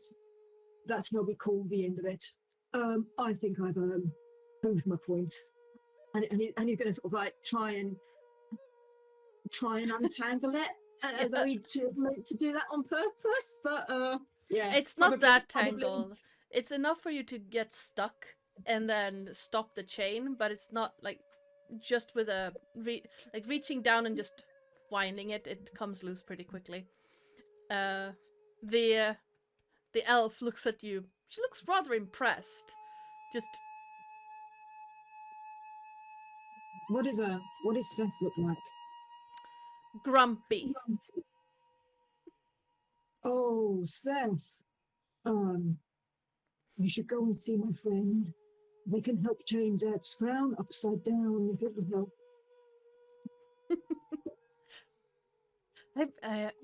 I believe I've met your friend, and he does have a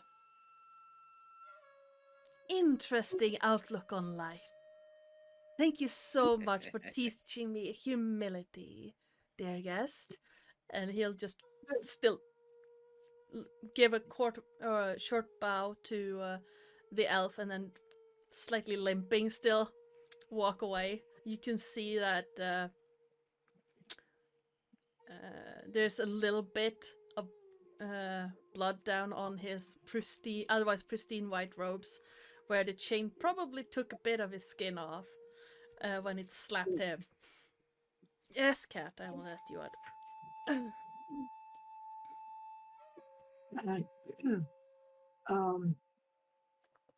Well, we can't all be good at everything. But then I here say to the red-haired elf, I take it that your offer here, is your name oh no, I'm not good with names. Red-haired elf. I believe you are the sisters of the green-haired and the black-haired elf, yes? Yes, my name is Sasha. And Sasha, yes. That's what they said. Yes. But red-haired elf, I believe you can help me with the house speciality. This is what I've come for. Yes, I can. If you follow me to our studio. We can take care of you there. I don't have the supplies or things I need here, but seeing as someone of academy standing, managed to meet my challenge. I think we can give you a special deal. I like deals, especially when they're special. Lead on, I follow. And she will lead you back over and then up, back through the back of the garden. Back to where in the shrine, Jelly.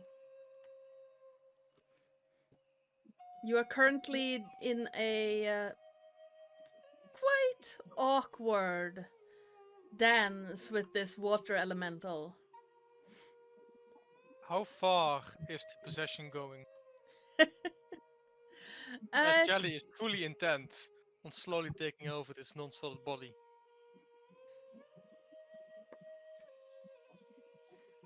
You're at first it was pretty easy, even though it didn't really understand what it was you were trying to do. You found that taking possession of this water elemental was not really that much of a issue.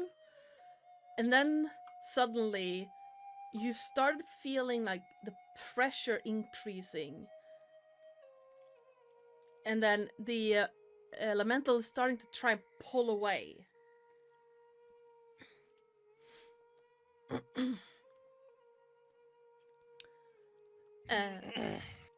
It's trying to just push you out.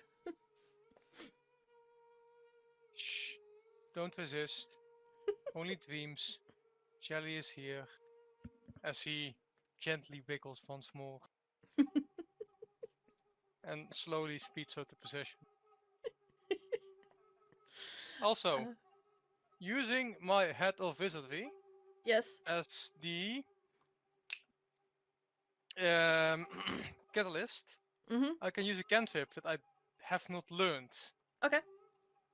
So I'm gonna use the cantrip Trance. Ooh. Trying to make it a bit more friendly, to make it speed along the possession of this non-solid body. What does that do? For the duration, you have advantage knowledge charisma checks directed at one creature of your choice that isn't hostile towards you. Okay. Yeah, no, it's give me a persuasion check, actually, because it's a charisma. Come on. I use this for... Oh wait, first I must actually make an arcana check to see if I can actually cast the cantrip. Yeah. DC is 10. I made a 19, that's fine. Yep. Then the persuasion.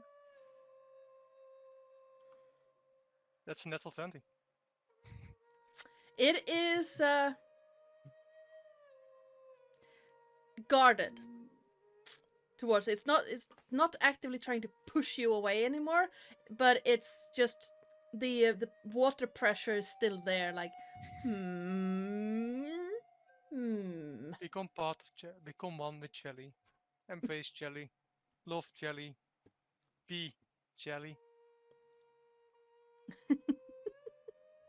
All must be Jelly. All shall Jelly. Jelly says in a soft voice, trying to soothe the water elemental into give him persistence. This thing is not dumb, but I just rolled like crap. And you can feel the pressure slowly letting up. And it's starting that dance again. Just trying to follow your lead at this point. Now keep in mind that the water elemental is 4 times your size. But keep in mind that Jelly is only Jelly because of the headband of intelligence. Yes. Once that thing lodges on there. Yep.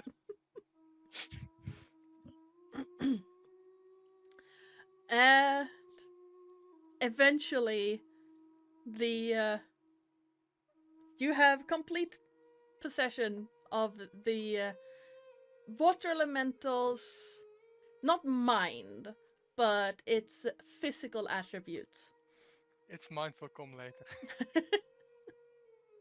So So can Jelly be large now? yes, jelly can be large, and for the duration, for now, I'm gonna send you the stat block.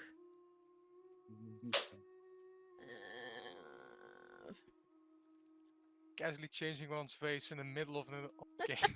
Yeah, Jelly is now an acid elemental. Also known as acid rain. Man, next time I'm playing Jelly, I'm gonna need to change from actual gelatinous cube to acid elemental. Yes. I'm gonna send you Gelzilla. the Mm-hmm. stat block. There you go. Oh no.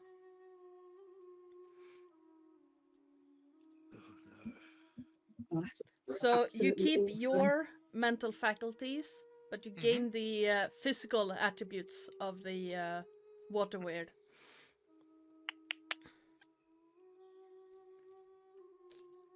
Now keep in mind that well, the only thing that doesn't change is that you actually have a movement speed out of water. The water weird does not. Mm-hmm. So you will keep your own movement speed. And Damn, while I can be very fast in water now.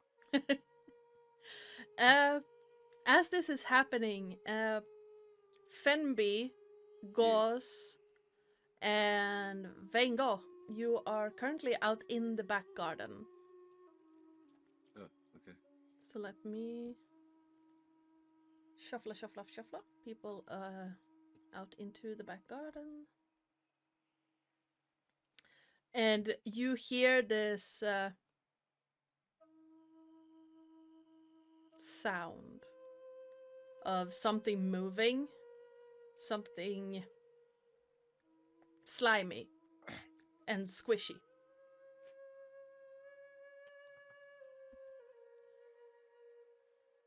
Has Jelly just become the BPG of the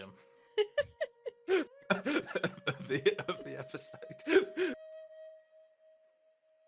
And well, that depends on Jelly, of course. But yes, you I can actually do that. I can give you token adjustment. I can turn you into a large creature.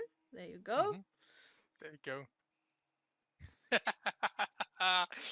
This is Jelly's first step plan in consuming the multiverse. And the two elves are leading Fenby and Gauze over to a tower on the far end of the garden. Of course.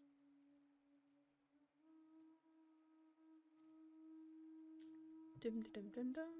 Let me unmute myself. Oh, that's not what I wanted to do. Meh. Hello, Fenby. Hello. How's the treatments? Well, Mortis and Mona Lisa, I've left them in capable hands. This red-haired elf is taking me for a house special, which I look forward to. I understand that you also are going for a house special. I asked for an appointment. I didn't specify what for. 16. So it's journey, adventure. Yeah. We'll find out. Apparently, the elves give house specials. I don't know what your special is going to look like. I don't know what my special is going to look like.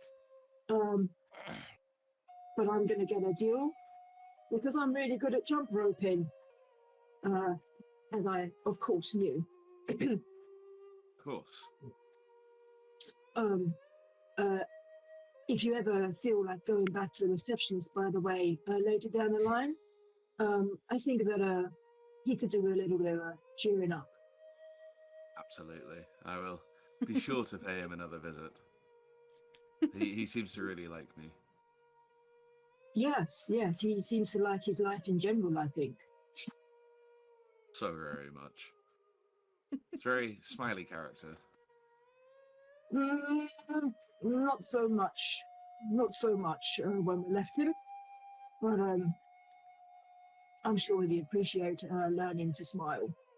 That special gift that only you can give. I'll turn that frown upside down. Quite happily. This, yep. The sound that we hear, does that sound familiar to us? Or is that just a completely random sound now which we would not recognise? Would we recognise jelly-like qualities to that sound? Yeah, I'd say so. We're just hearing like a load of squelching and then.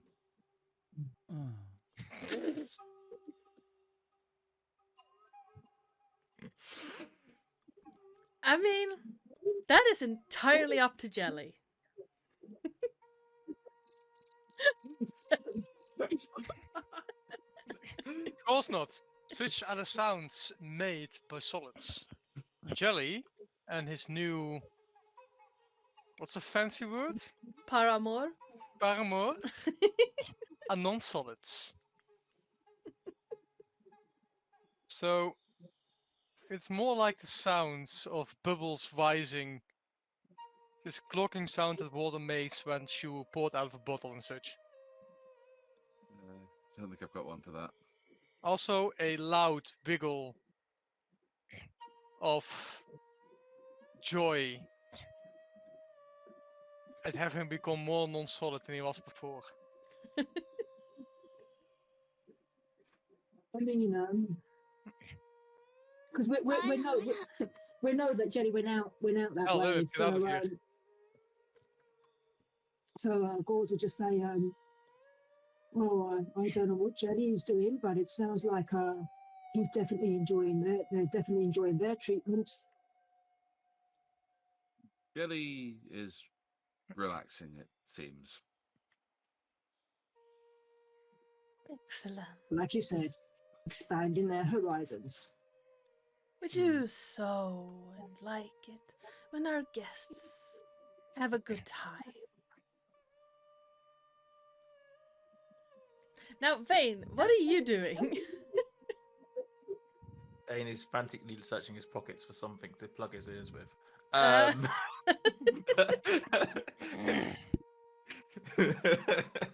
No, Vane is will be dodging from like shadow to shadow in the back garden, still not entirely trusting that this dome is protecting him from the sunlight, and until he kind of gets to like he goes in the opposite direction to everyone because he is very much trying to.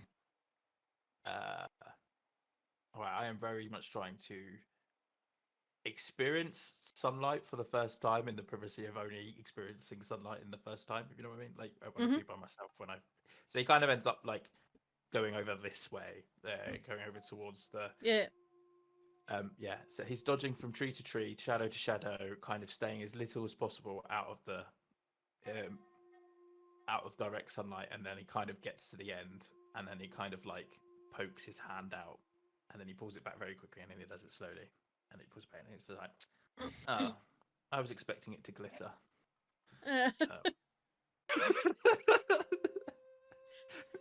No. You. And that comment will just take off his cloak like, I don't want to be any part of that now.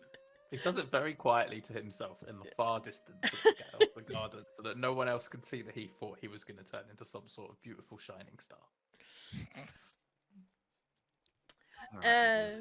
Your skin feels warm, but not like, oh my god, I'm on fire warm. It's comfortable, if a little too warm for a creature used to being out at night. It's you realize that if you're gonna be standing in the sunlight, you're wearing way too much clothes.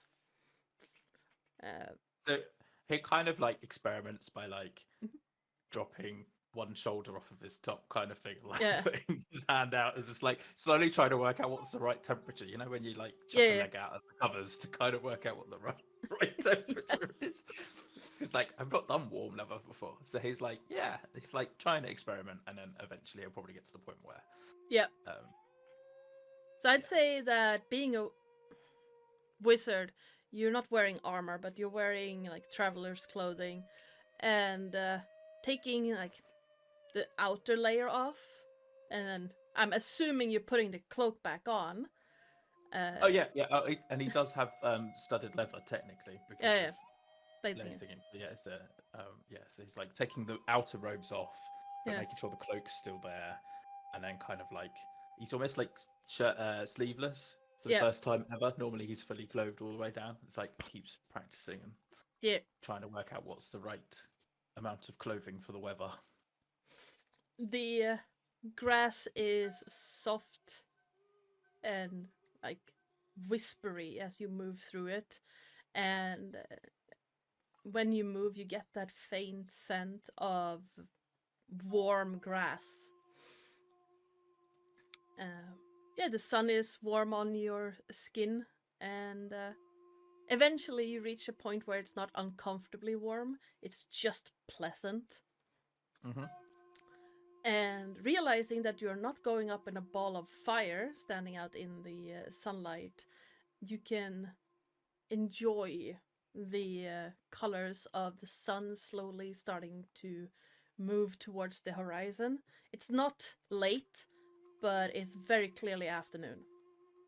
Okay, cool.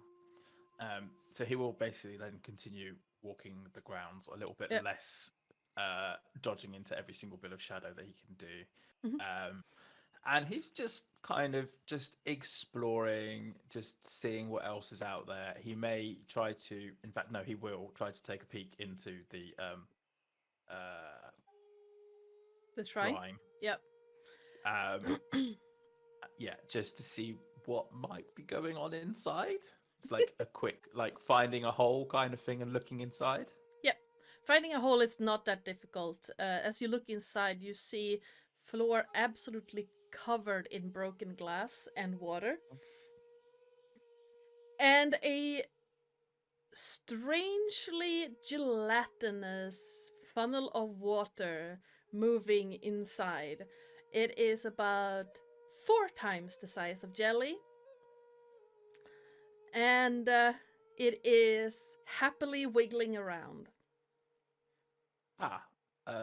Excuse me, Jelly. Sorry, I didn't quite realize that you were engaged. I hope you don't. I hope you don't mind. Jelly me has peeking. become one. Jelly is now more jelly. Join jelly. Embrace jelly. Love jelly. I'd rather not, thank you. But you feel Then free. help jelly. Jelly what is- met jelly's arch enemy. Jelly must destroy jelly's arch enemy. Oh, dear. Right. Okay. What is it now? A bag of dust of dryness again. God, that was such a pain in the ass when that came around in 3rd year. Jelly saw a Medusa. Medusas are evil. They turn non-solids into solid. I wouldn't necessarily Medusas are evil. They're just very misunderstood women with a hair problem. But normally, but They go against jelly. They are jelly's opposite. Jelly is good. Medusa is evil. it's fairly binary for you, Jelly. Normally, you're a little bit more nuanced.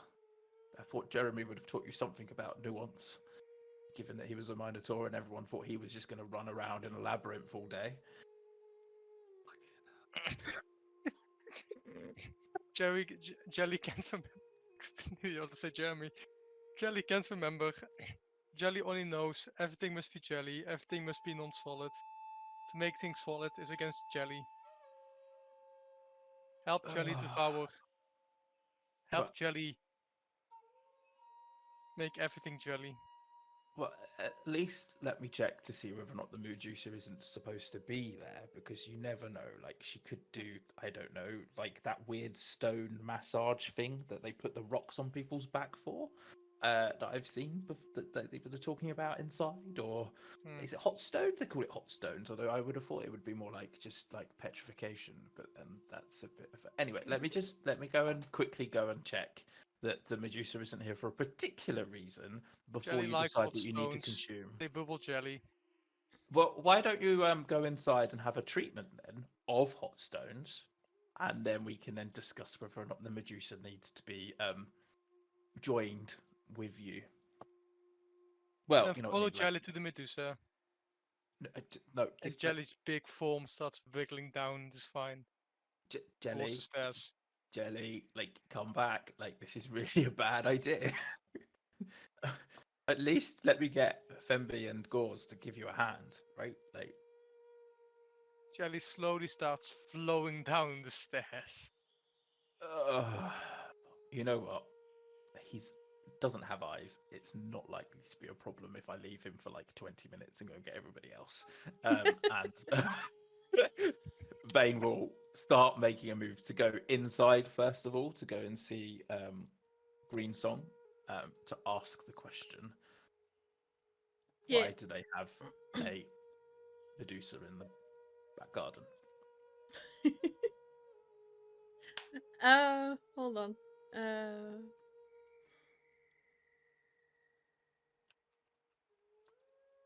There we go. And while I apparently haven't uploaded that map, let's hop on over to the other two real quick. And Mr. Fenby, was it? Hello. If you would follow me, please, and we can start with your appointment. Okay. And don't mind Roger. And she points up to a gargoyle sitting on top of the door.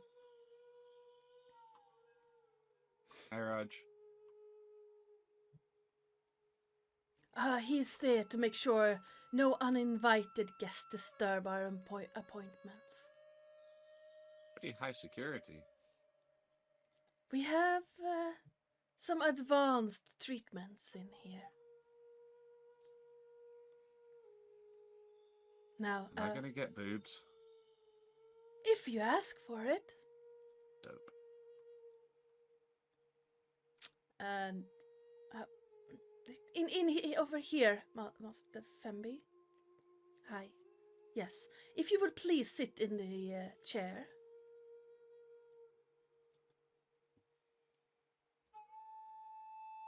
Okay.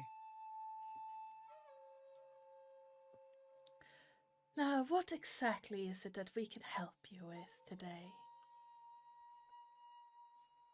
I'll be strictly honest. I got told not to come to the tower, and I immediately wanted to come to the tower.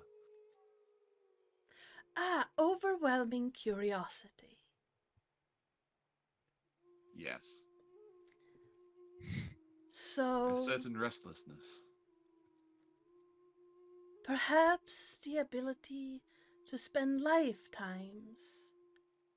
That's a manner of speaking. To explore the unknown on your own terms. I'm already dead, so I mean, time is not really my issue. My mortal coil is not really mortaling anymore. I misunderstood. That is on me. I do apologize. Banshee. Yes. With I a see club. that now.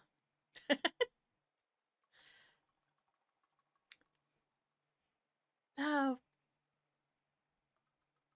perhaps a certain magnetism to let you persuade people to go where you're not really supposed to be. Intriguing. Okay. We could offer you this, of course. All you need to do is sit for your portrait.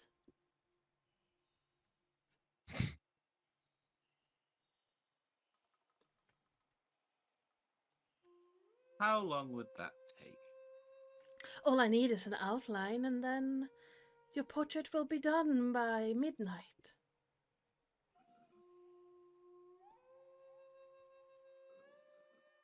I haven't had anybody paint a portrait of me in quite some time.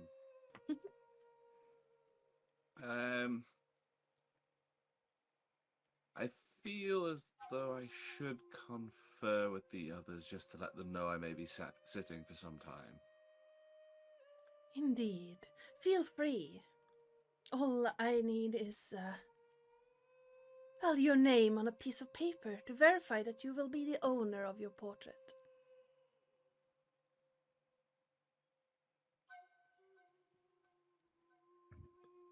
I'm illiterate.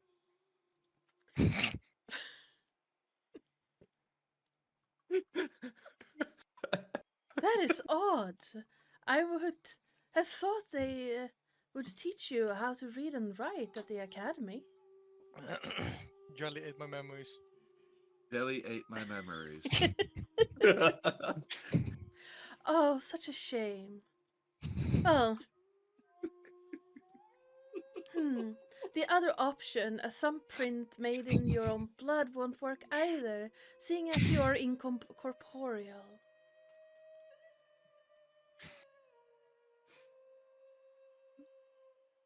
Ah, Yes.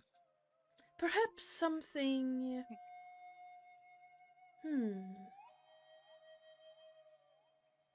Yes, perhaps something you own that we can make part of your painting. Do you have a corpse lying around?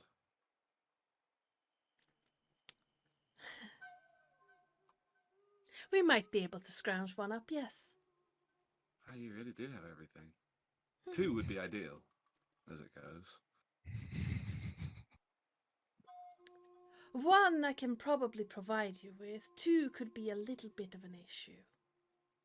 Do you not have any other guests who you don't really like? Unfortunately,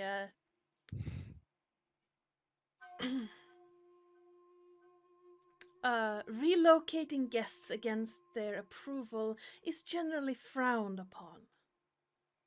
I won't tell if you don't. That should not be a problem then. Fantastic news. Now, If you bring me 2 corpses, we can proceed. Excellent. I shall go and make inquiries. Feel free to wait in our waiting area. In the meantime, I do believe one of your acquaintances is also looking for an appointment. I see. Yeah, because we came over with gauze, didn't we? So Yeah. I will head out, and also I'll cast message. If I can reach Vane. Yep. With a message, and just be like, how many things can I say in a message again? 25 words. 25 words. Might need help in the tower.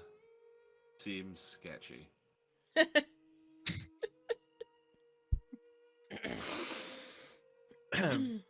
can reply to the message, can't I? Yes, 25 words. Okay. Jelly has had some fun. Quadrupled in size. Now chasing a Medusa.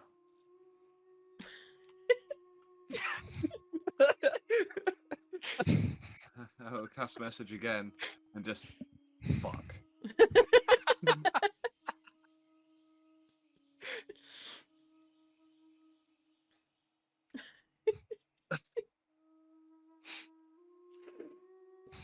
Like, you know, there's like an audible ellipses, just ... fuck.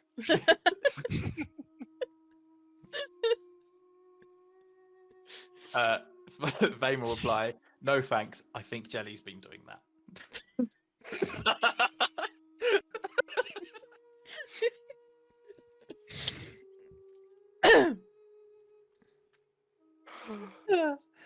Okay. Okay. Gauze. As Morgana is leading Fenby out of the appointment room.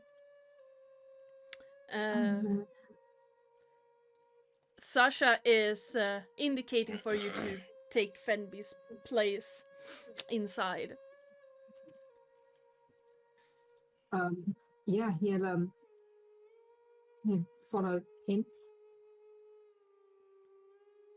Here we go.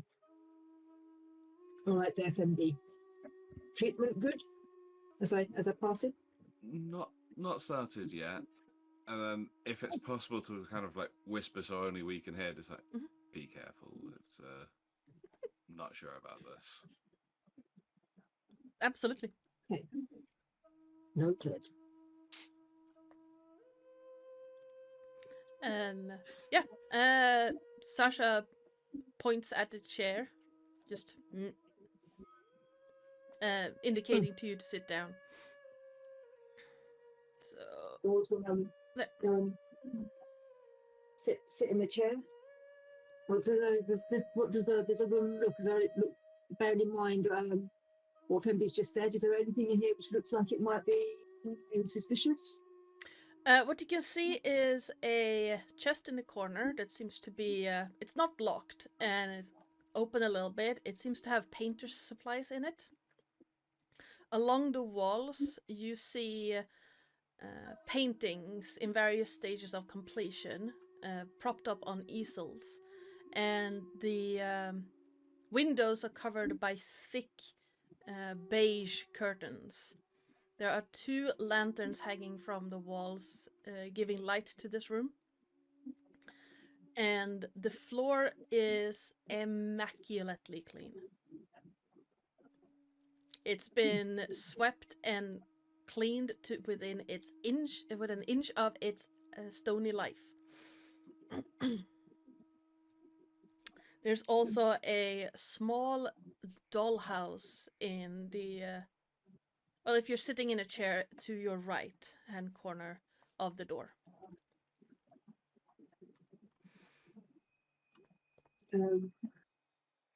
Dollhouse looks interesting. Can he? Is it one that can be opened? It's already open, and it has 2 levels in it, and it has been furnished to look pretty much like the spa itself. Oh. A lot of work has gone into that. Why something like that masterful could be displayed in the spa itself. Looks like it had a lot of time building that. Oh, that was here Just when that we too. took over, so not entirely sure where it came from. Interesting. Are there any figures in the dollhouse, or it's just the building itself? It's just the building itself and furniture.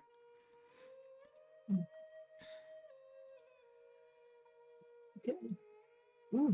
Quite the artist. Who's the artist? Lovely pictures.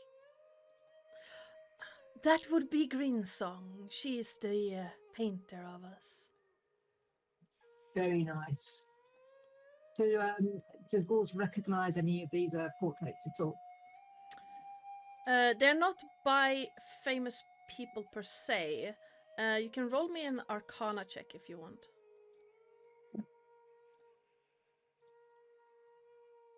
No.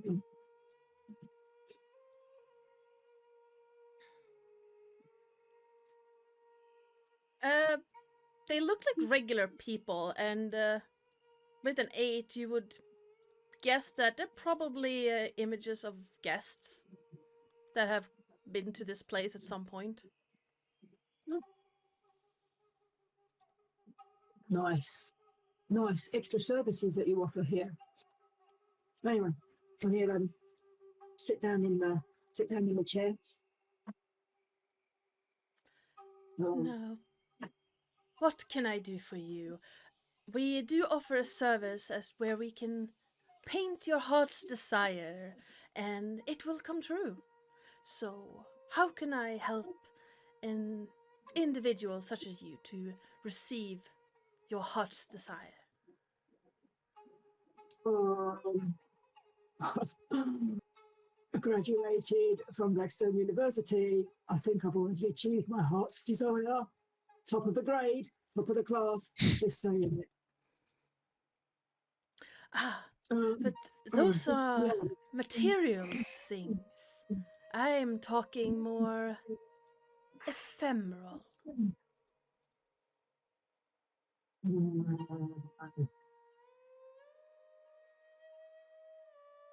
I mean, and he'll point to his chest, and you'll see. So what he did after he graduated is he scrawled in blood graduate on his chest. He did it whilst he was looking in the mirror, so it's like mirror writing back to front. So every time Yeah. he looks in the mirror, he can just see graduate. And then say, once again, I've got everything I need, I think. There must be something else you can offer.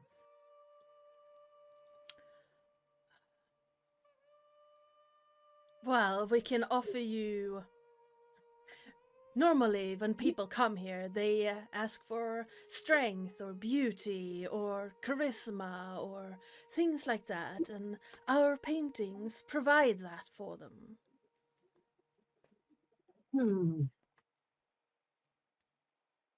Okay. I mean, charismatic as hell already, obviously. Beautiful. I gotta say again, not bad already. Strength. I'm not that strong.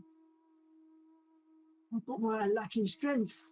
I make up for in spells and things, you know.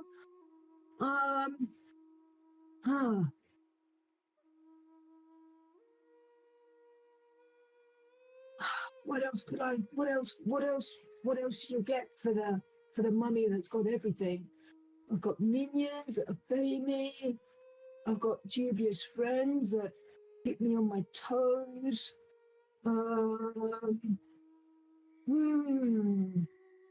Immortality. Got links to the university.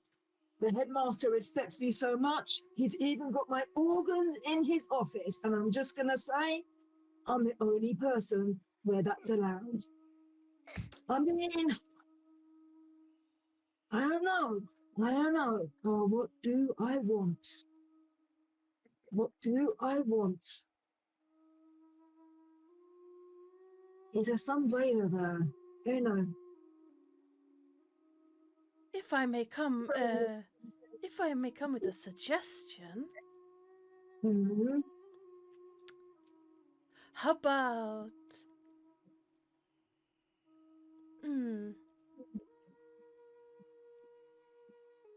more influence, not just over minions, but in general? I mean, I don't know about influence, but I mean, obviously we've just graduated, so my name's top of that list already. It would be nice to be recognised as the best student ever at the university. I mean, having that recognition, having that, kudos, that would be something worthwhile. So, of course, we will make you a painting so that you will be instantly recognizable with all the right people. Or when you say all the right people, you mean all the headmasters of the university?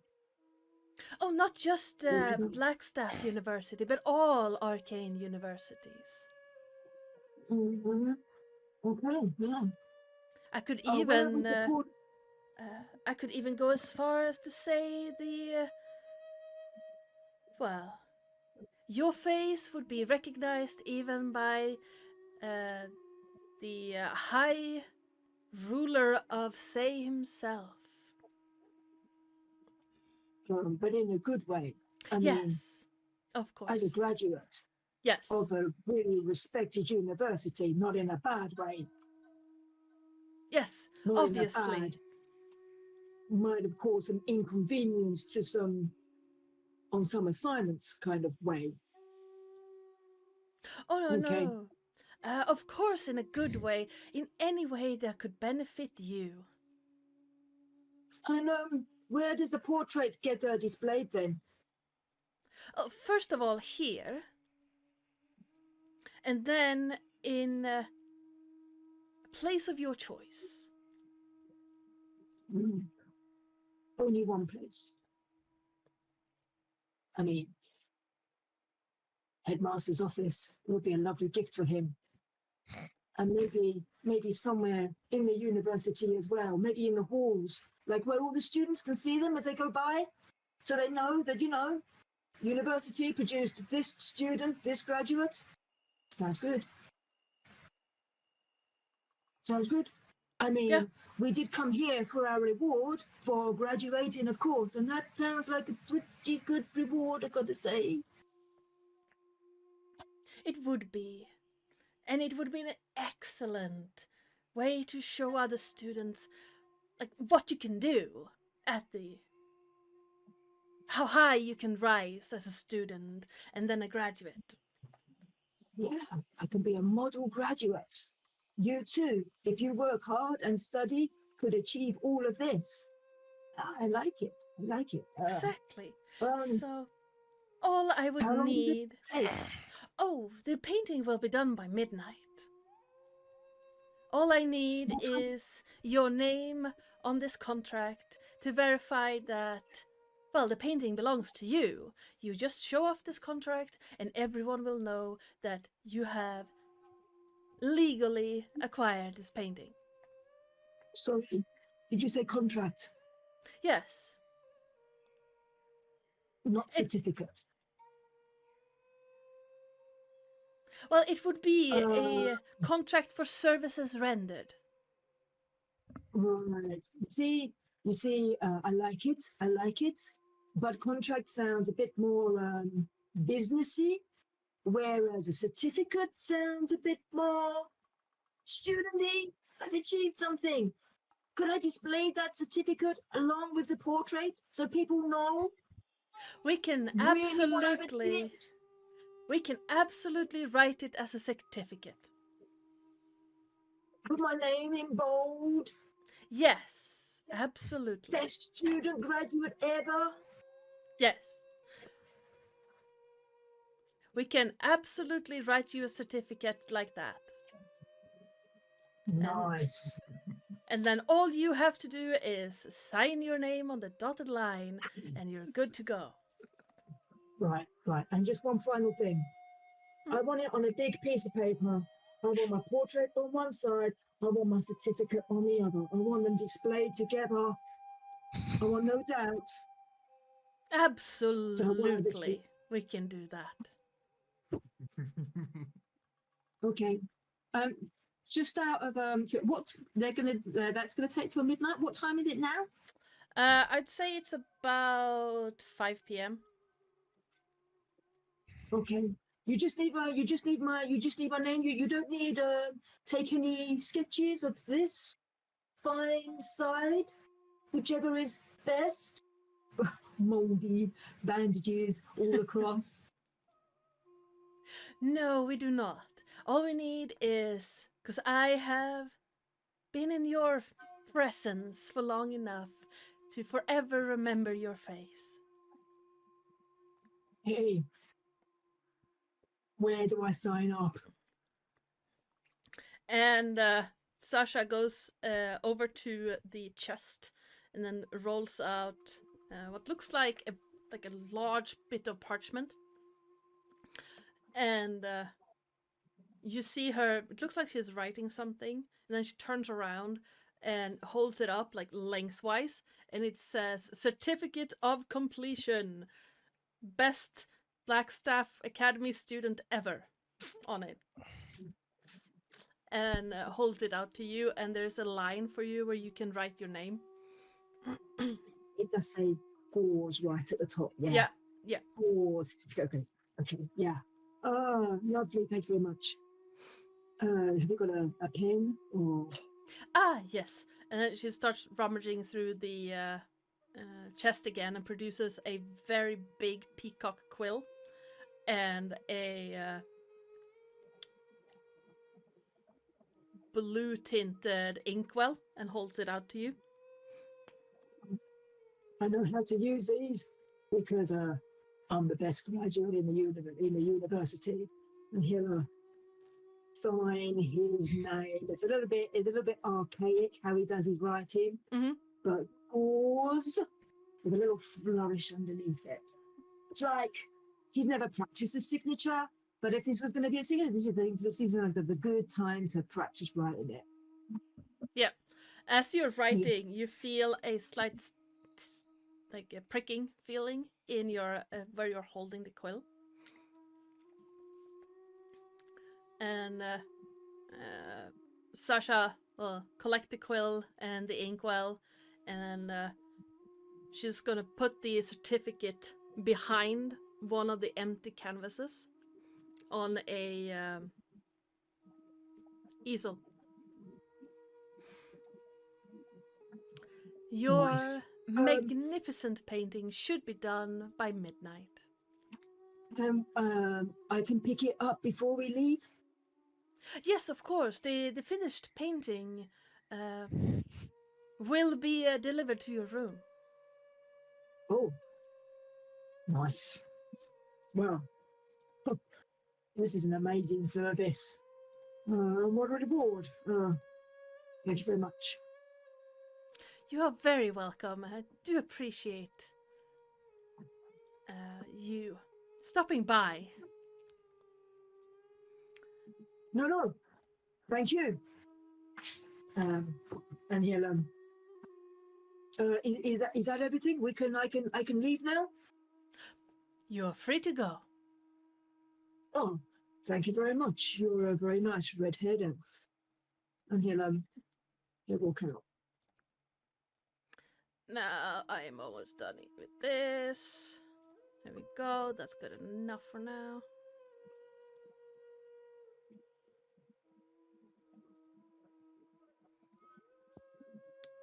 Because I could not find this map I had prepared, but this will work. Okay, so Gauze, you now have a certificate sitting on the easel. The painting will be provided later on. Meanwhile, over at... we are going to do a thing.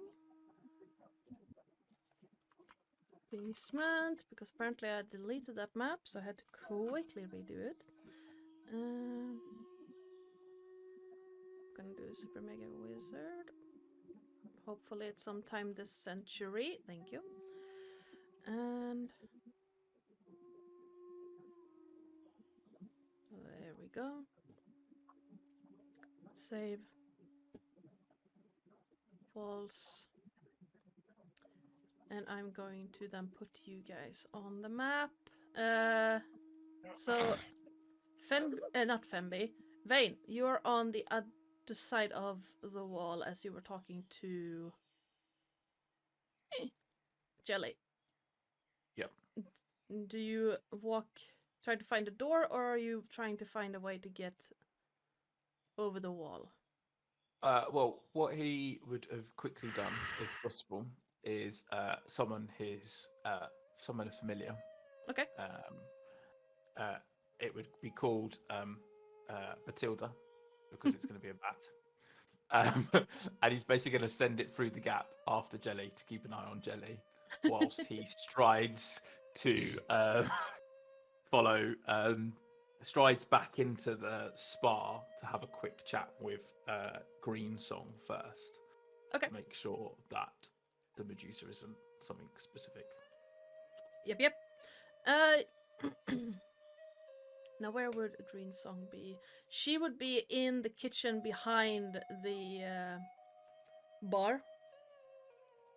And Okay. as you walk into the lounge, you see that a lot of plates with food has started being placed out on tables and the counter. Mm-hmm. Is Lily still behind the bar? Yes. Okay, so he'll walk in and he'll say to Lily, "Is Green Song available for like the briefest of conversations?" Yes. She gives you a short nod and then walks over to the door and knocks on it, and you hear, "What? Oh." And then Green Song comes back out. This time, the ladle in her hand is covered in some form of stew. Okay. Ah, Master Vampire, how can I help? I wouldn't necessarily call myself a master vampire. That's normally held for someone who has at least a scion of people around them. But anyway, our dear friend may have encountered a Medusa in your What? ruined shrine in the garden. No one lives there. If no one should be living there. What do you mean encountered a there shouldn't be a Medusa on the grounds. Well, I mean, technically, it wasn't on the ground. By the way that Jelly disappeared down some steps, it's probably under the ground. Right. Do be careful down there. I would hate for the building to collapse on top of your gelatinous companion. I'm not overly concerned. He appears to have at least doubled in size since the last time we spoke with him. Right. Well, to answer your question, no, we don't have a Medusa working for us. There should be no one living in that shrine. Excellent. I've always fancied a bit of I've always fancied trying some Medusa blood. Not quite sure whether or not it'd be poisonous, whether or not it'd be like tasting sand. It's just like, yeah, let's give this a go. Cool. So we're free to hunt. Happy hunting.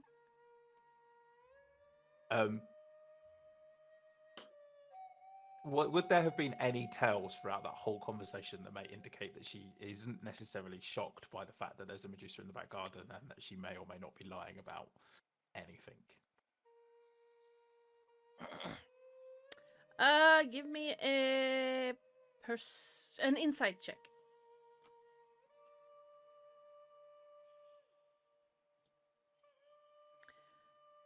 She is not surprised that there's a Medusa there. Okay, cool. She was not surprised to hear that there's a Medusa living in the shrine. Excellent. So this Medusa, do you know? So here we'll literally say. So what if you knew a Medusa? Like, what would you call them? He's trying to bludgeon an answer out of her. If I had known Medusa lived there, I would call her a pest. Joe Okay. disposes of pests since his beginning of existence. Well, I need to at least try to keep Jelly out of some trouble. I will. Yes, we shall see you later. Yes. Quick question. Hmm? All of the food, who are you serving food for? Well, our staff, some of our guests, most of them are in their rooms currently. Okay, I thought Morgana said there was no one else here. Oh, they come overnight stays. Not overnight, day stays.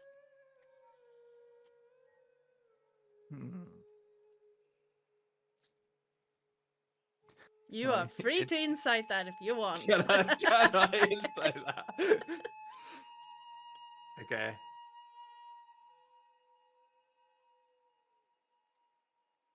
dirty 20. There are no other guests here. Mm-hmm. And at least not that you know of. And when she's talking about the staff, she's clearly lying about them being allowed to eat that food. Okay. What type of food is being laid out, if that makes sense? Like, obviously, the ladle is a bit of a stew. Sorry, I'm being cuddled, attacked by my cat. Yeah. The ladle is currently covered in stew of some sort. What else can you see around? There are some baskets with bread, so a wheel of cheese, like a small wheel of cheese. There is a like a big hunk of baked pork loin on one of the tables. Seems like the tables are set, like not set, but like a buffet style thing, where like there are a lot of plates. Okay. And There's you nothing that looks like really odd at all. Oh, Like there's out of keeping some with a buffet style kind of meal. there is some uncooked meat on one of the tables. There is something that smells faintly of spices, but you're not entirely sure exactly what it is. And well, vampire with heightened senses. Someone is definitely cooking garlic and onions, and there is something not entirely right about the desserts. Okay. He will kind of just look around the whole room, look at everything, raise his eyebrow at Greensong as if to go, I know that something's not quite right here. But at the moment, I would rather make sure that Jelly's okay and everyone else is not up to something. And he'll kind of, what he'll do is, oh, my cat's arse just triggered sticky keys. He'll make his way back outside and kind of try to find a way into the ruined shrine thing whilst try to make his way inside. You notice that the run down and slightly molded door leading into the ruined shrine is open because it was hanging on like the side. And you could quite easily probably break it open should you wish to. Okay, yeah, Hell won't be subtle in making as much noise as possible when he's trying to break open this door, because he's hoping that one of his other two companions may hear him doing a bit of B&E. Yep. Yeah, you can all hear that door. What's left of the rusty hinges is screeching as it's being opened. The door itself is a little bit stuck in rubble, so a bunch of rubble falls down as you open the door. And as you force the door open, the hinge gives away and the door just goes thwomp on the ground. So, on hearing that, Fen will kind of nudge Gauze and be like, "That's our cue," without giving anything away, just being like that. Oh, look at the time. We need to be not here. And that will be enough for Gauze to happily follow Venby, because he's got what he came for. Yeah. You see the door on the ground, where the door was previously on the wall, where Vane enter the dilapidated shrine. Then we'll head over. And Once they're outside, Gauze will say to Fembia, "That's our cue for what, by the way?" We need to make sure that Jelly is not in too much trouble. Jelly's hunting a Medusa. Oh, okay. Wow. Vane told Fair me, enough. so we need to regroup. Yeah. Not quite sure what happens when Jelly absorbs a Medusa. Interesting to find out. That would be interesting. Let's go. Let's find out.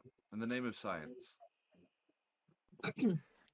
so, meanwhile, I'm going to pop Jelly and everyone onto the basement map.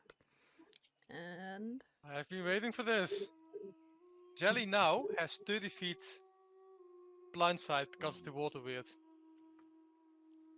So he doesn't need to see the Medusa. yep. Also, very small map. It really is.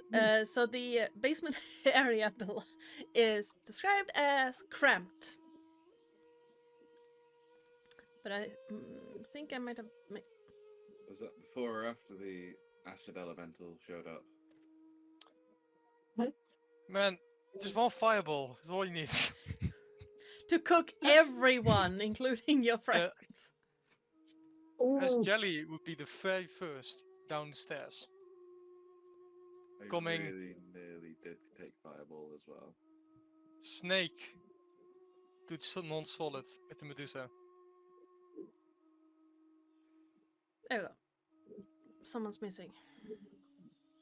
Everyone's missing. Oh no, you got two of them. Femby. Not there. Femby. There you go. You left me outside alone. Okay. There we go.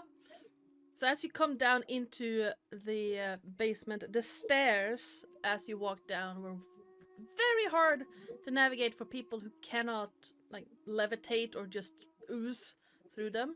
Most of them were broken and twisted and shattered. I'll take the wall. I can spider climb. I'll blow.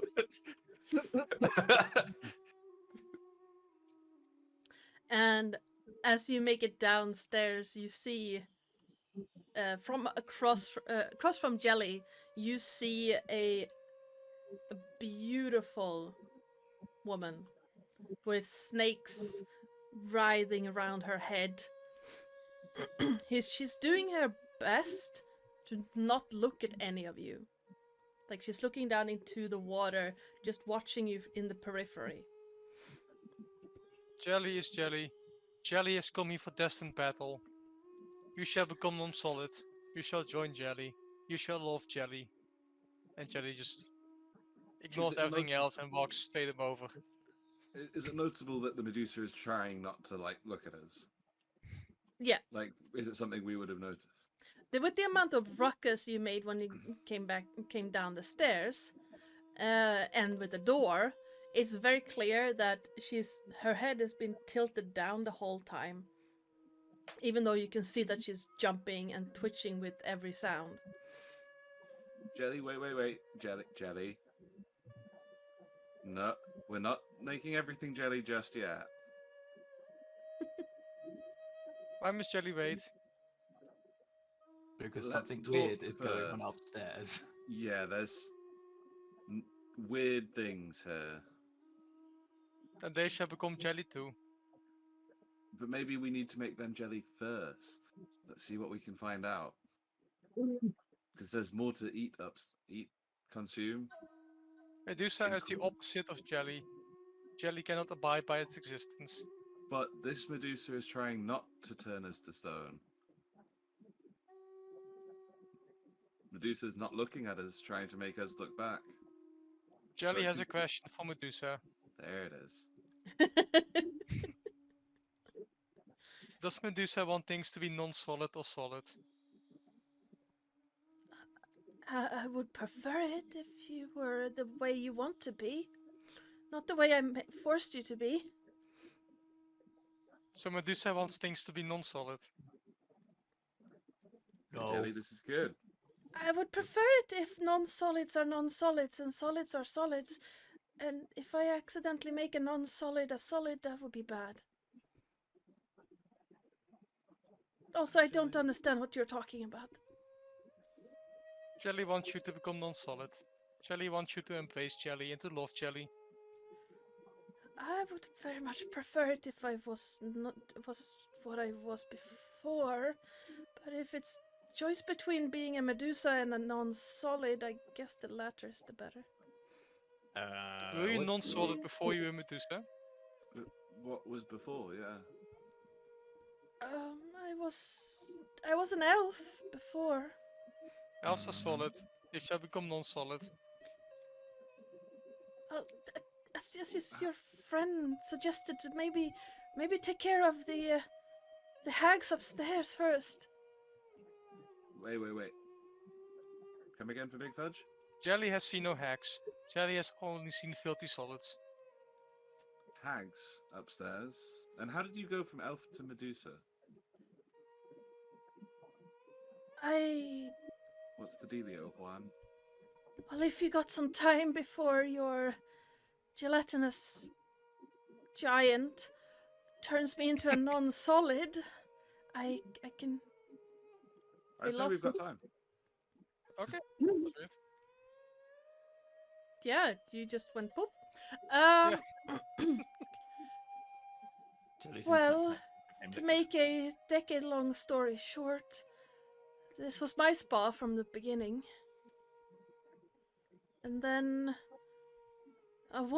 three women came by and said that they could help me run this place, this temple, and they set up this beautiful painting studio. And they gave me a painting as thanks for allowing them to set up. And then a year later, I woke up, and the moment I stepped foot outside, one of my friends working here looked at me and turned to stone. And I've been living down here, out of the way, since then. You gave him the hot stone treatment. I never thought about it that but that's funny. That could have... They will clip Fenby, or attempt to clip Fenby around the back of the head, forgetting that he is momentarily incorporeal. Watching the hand go through, it's like, yeah, okay, fair enough. Deserve that. Uh, Jelly is Cool. confused. Solid things make solids other solid? Yes. Oh, Do solid Yeah. things make non-solid solids? I suppose if you... Then solids must be destroyed and become non-solid. um, And Jelly starts wiggling angrily. Stone bearing solid. Where are non-solids? Where are other solids? normally... Wait, you said 3 of them. Yes. wait a minute. What did Did they you look say like? they made you they painted your portrait? Because I mean, Oh. I've got to say I've just had my reward. They're going to paint my portrait, and there's nothing there about becoming a Medusa. But there's everything there about recognition of the best student ever. Oh. Yes. Well, they said that I would be... I would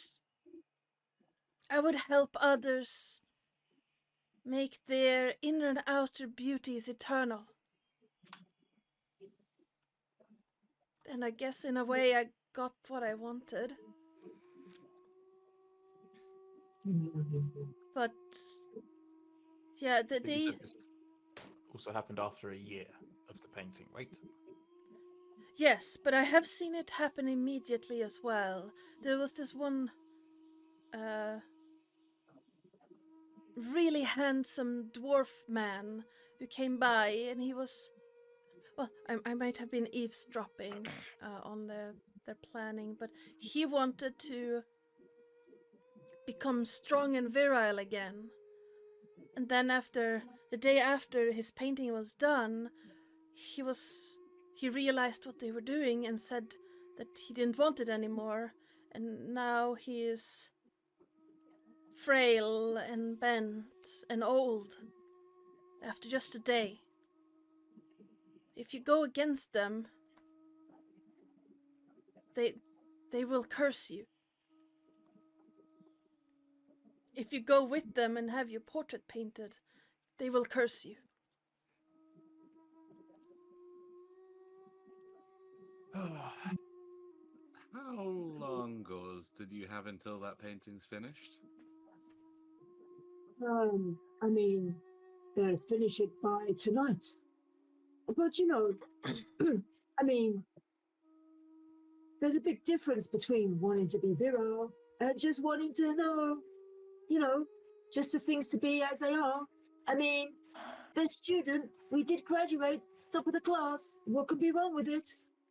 What could be wrong with it? Maybe this is it's different. They didn't say anything about, you know, not being recognized and everyone thinking that I was like bottom of the class. I mean, that wouldn't be good. Jelly, you want to Gauze? eat Three Sisters? Jelly always wants to eat. Gauze, at any points during conversations did they mention a contract?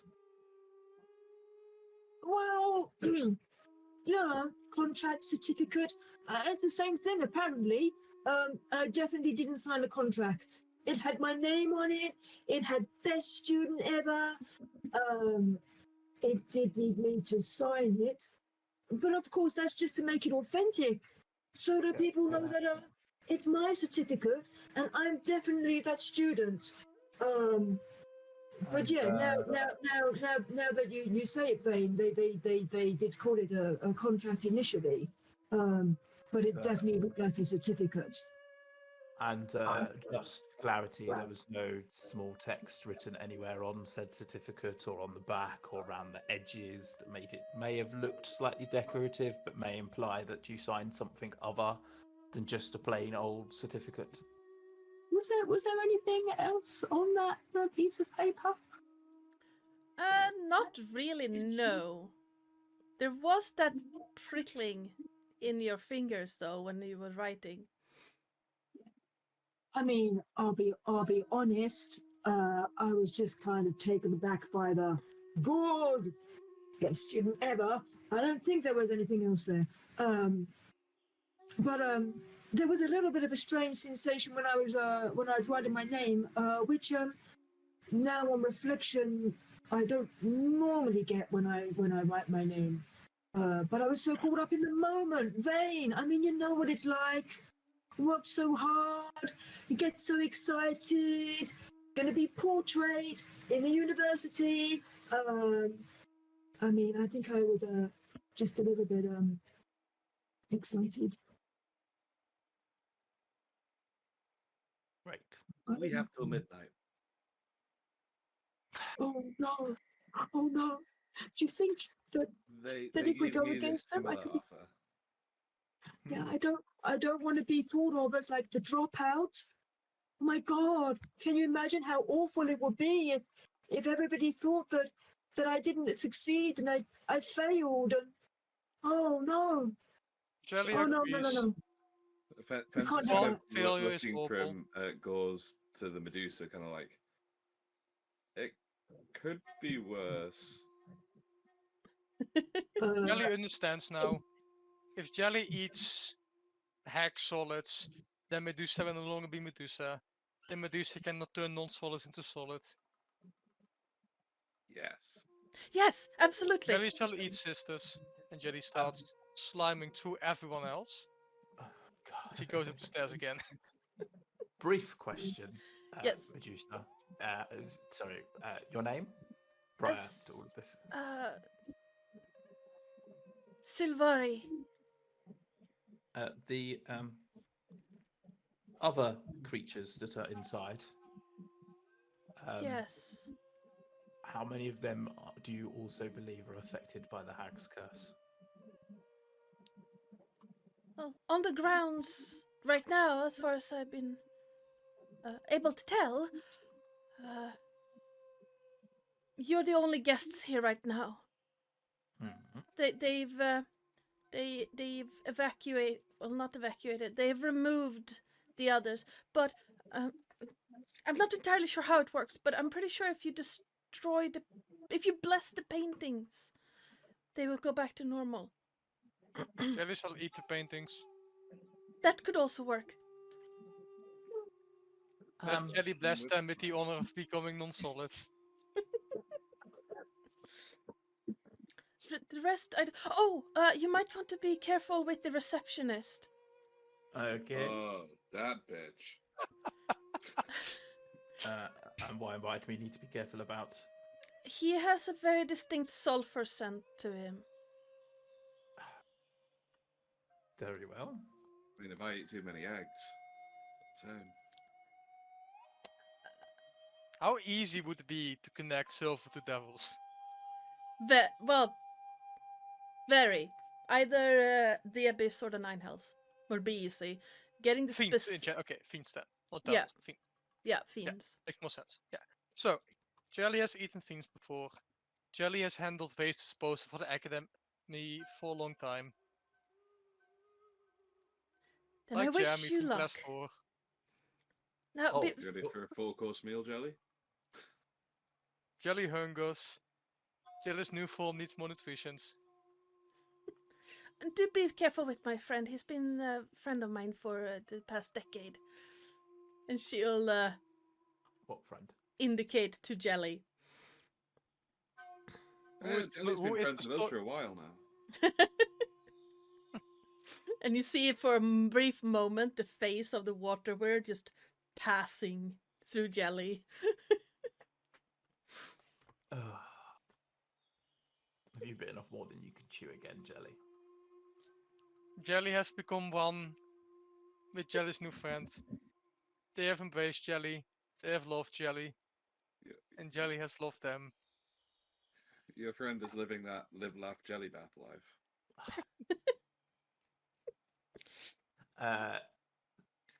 Jelly shall evolve into a new form. Jelly shall become the superior Jelly.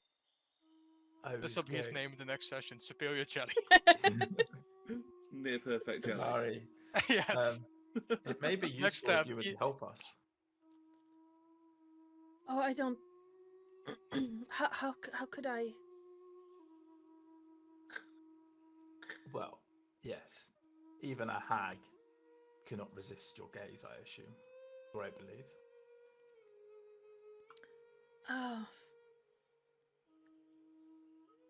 Well, I can try, but I'm not sure if I'm strong enough to help. But I'll try. I'll try and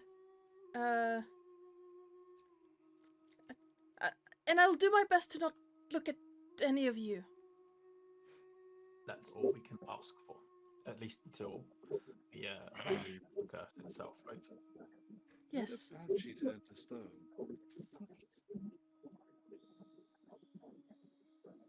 It says a creature. So, yes. Okay, Oh, I was going to say in the name of science.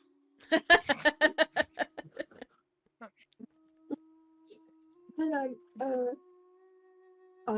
We've left my minions have been getting some treatments. The facial, the person that the drow that specializes in the manicuring. Just out of interest, do you know of them? No. I heard there was someone new coming in, but I haven't seen them yet. Right. Right. Okay. I Okay. think Well, I think he's an outsider though. so maybe not part of the whole hag thing. Yeah, no. Okay. I don't think so. No. I generally try to avoid going into the main building. I don't want to accidentally petrify some of the guests. Nope. Makes sense. I have a dreadful glare, you know. Gotta use it wisely sometimes. Yes. Although I can't turn it on and off again. Well, who It's knows? it's We always might be able active. to change that.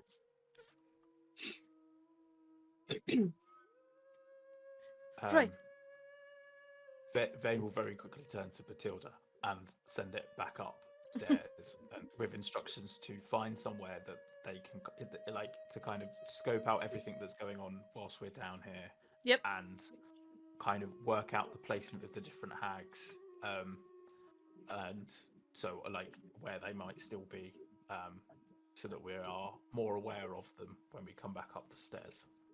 Okay. Jelly's gonna eat the first hack Jelly sees. So, Yes. Ven's Information is also more gonna important than snacks. put forward something of a plan. Because Fen is also supposed to be getting 2 corpses. mm, We can add to our numbers by 2 once I get those corpses. nice. Will Yes. Jelly eat first 4 corpses? If you wait, there'll be more corpses. Because once I'm done with them, you can eat them too. So, Would the treatments have been still in progress by now, or would they have been finished by now? In which case, Mortis and Paola Lisa will be in the bar. yeah, the treatments would be finished by now. So they are sitting at the bar and look. And Batilda, she will notice that Sasha is still in the room at the bottom of the tower, the appointment room, the what's it called? The studio. Morgana, the black-haired one, has gone back to the lounge and is currently standing by the bar. And Green Song is still in the kitchen. You would also know that Saeth is in the lounge.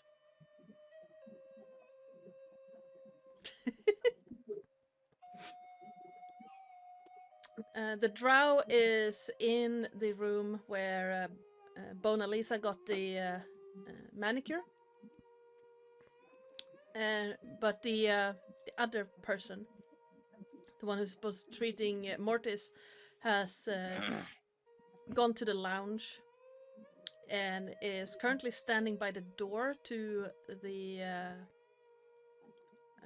rooms, the guest rooms.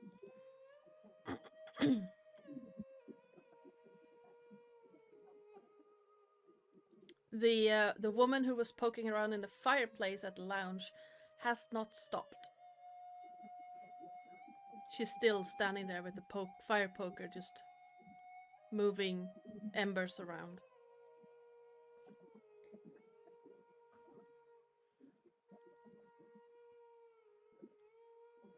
Okay. Sorry, where did you say Sasha was?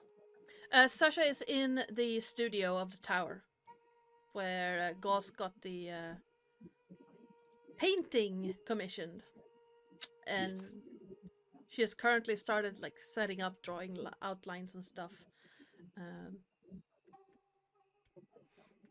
So Vane will relay all of that Mhm. via the telepathic communication with his familiar. Yep. Explain that presumably Sasha is one of them. Yes, but Sasha is in the in some sort of studio sketching something with a piece of paper with Gauze's signature next to it. He's not seen it before. Whereas most of the others are in the lounge or kitchen. So, Naturally, it makes sense to go for Sasha first, but we need to be aware of Roger the Gargoyle, who Yeah. protects the tower from unwanted visitors. So that is gonna be something to consider before just charging in Jelly first. Well, Jelly doesn't wish to wait. Jelly, a small amount of subterfuge may be in order. After all, Angry wiggling. Jelly has hungered. Femby and Gauze have a reason to potentially go back to the tower. Whereas you and I Only, do not. only Jelly a will company. follow. If we all go together, maybe, but somebody needs to stay with. Forgot Medusa's name. Silvari. Her.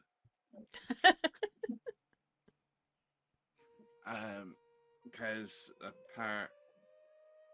apparently there's some bad blood there, and we're supposed to have been hunting the Medusa, not helping the Medusa. Sorry. Jelly has Sorry. consumed. Jelly has consumed. And Jelly starts showing the skull that is still floating around. What kind of skull was it to begin with? Kobold. Kobold. Jelly is pressuring it and shaping it in such a way to make it look fakely snake-like. Okay. Nice. Yeah.